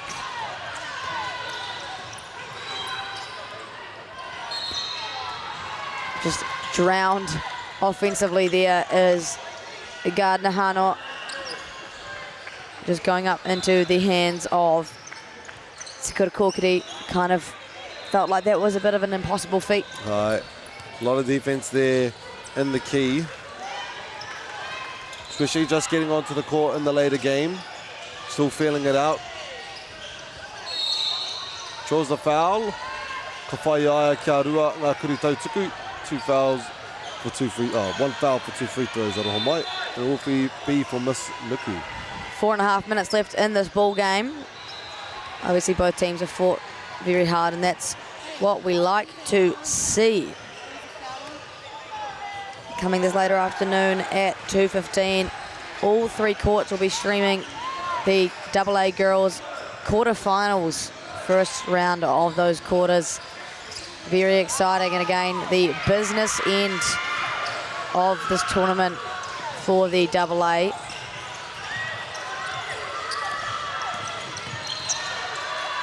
As Aquinas looking to move the ball. Again, showing great patience. Only 2 points in this quarter for Aquinas, who have been in a scoring frenzy for the first 3. It does show that Te Kura Kōkiri is indeed capable of scoring themselves some good points, or keeping Aquinas at bay. It is those 2 Rogers girls perhaps scoring a bit more than what the team had initially thought. Engari rā, struggling to get the ball in the basket yet again. The call will go to Aquinas. Is it Akwai or Akai? Akwai. Akwai, it is Akwai. Akwai. Okay. Thinking Akai, like Akai, aroha mai. It's a hard one. It gets you, doesn't it? Aye. Yes. We're going to see Putty Bill fouled out and her teammates cheering her off. Cheering her off. That's a new strategy of getting our girls off the court. Just getting their hands in the cookie jar on the drive. Nuku does not look impressed with that article there from our GJ Gardner Homes official. It is the game that we play. It is up to our refs' decisions. Of course, we can challenge those kōreros, those calls, engari rā. It is up to them whether or not it is the proper call to make. And we trust in them. They've done an amazing job throughout this entire tournament. We've had refs for every single court, every single game. So definitely grateful for the opportunity to have them on with us. So many contributing factors here at the Basketball New Zealand Secondary School Nationals. Like we mentioned, our GJ Gardner Homes officials, but our Basketball Manawatu volunteers, much the same. All of our sponsors and our BBNZ staff who facilitate and organise this entire tournament. And not to mention the amazing team at Whakaata Māori and NTEC who put on 3 courts of live stream for 4 days, 12 games a day, I believe, Kaiho, and do some really high quality work. I always preach this as a broadcaster that not only is the live stream important, but the quality of the live stream as well, and we've seen just that. Some cool action replays, nice close-ups, and yeah, a lot of hard work from our Whakata Māori and NTEC team. So shout out you guys. And there we go, Steels are back, getting back onto the opposition side of the court, draws it up. Unfortunately, you can't execute it, but the idea is there. Just under 2 minutes and 40 seconds left on the clock. Steals the ball back. Kokiri on the opposite end. Takes your time on the layup and gets it in nicely, giving them a total of 40 points. 28 points behind now. And yes, we've yet to see Aquinas get a point recently. It's been quite some time. I was going to say a commentator's curse. I was going to say, my guy. Yeah, only 1 bucket there this quarter for Aquinas, and 11 points this quarter for Te Koutu, and a chance for 2 more here. Will this be the first bonus of Aquinas in this last quarter? It seems as though it is. 5,000 total. Aira. Yep, foul trouble being the main issue here for Te Koutu, but we'll flip the script, and Aquinas now the ones struggling with those hara tinanas.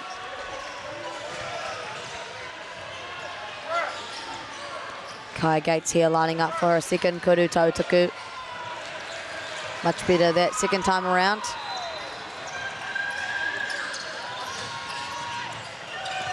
Just at the 2-minute mark on the last quarter here. And Kura Kokiri is doing a great job with defending. Yeah, they've really kept this Aquinas team at bay, like we've spoken about. Very impressed with the way they've played their defense and very much neutralised the strength of Aquinas, and a good experience for the Aquinas team to play without the Rogers duo. Nuku. Seems as though they thought the ball had been lost.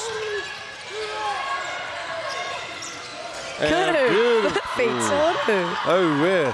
Ko hine raumihi tērā, he kuruwhiwhi toru for Kokiri. Beautifully done, reaching 44 points in total. Let's see if Aquinas can get another pakite. They have a minute and a half. Can they reach that 70-point mark, or will they go for only 1 pakite in the last quarter?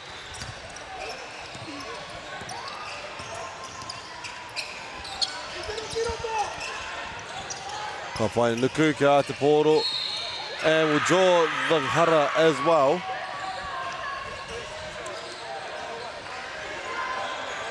They're going to go to the Pai Kuru Tautaku. Ka pai.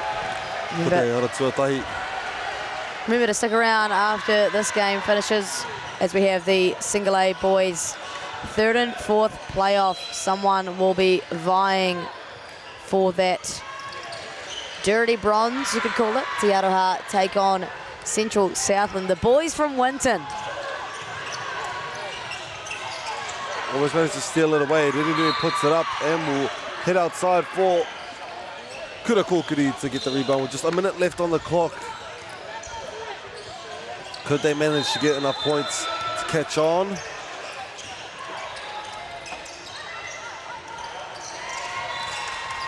Nice little dump off pass there, no foul called. Getting within the last dying positions of this Single A girls semi-final. They are capable of taking their time here as much as they need. Beautiful pass and cut there. Comes off to Papamuri.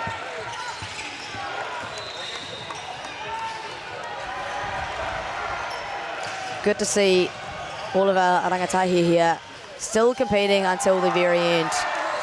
Very much so, giving it their 100% until that final buzzer goes. It's easy to get very complacent with a lead like this, as Olivia Malone gets the 3rd point of the quarter for Aquinas.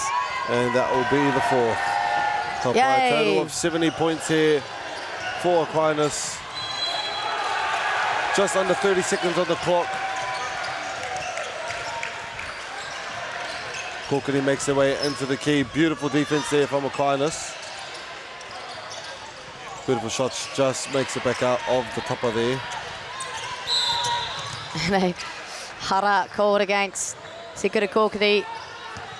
Been the trend of today's matchup, and I believe you'd think Aquinas here, 11 seconds would dribble this out. I believe maybe the call is just no mercy. No mercy, all gas, no brakes. Got 5 seconds left on the clock. That's enough time to score, but it seems as though they will dribble it out. And that will do us. And that is all she wrote for the Single A girls semi-final. Aquinas will head to the grand final matchup later this afternoon, 70-46, a dominant performance. Stick around, the boys Single A third and fourth playoff up next.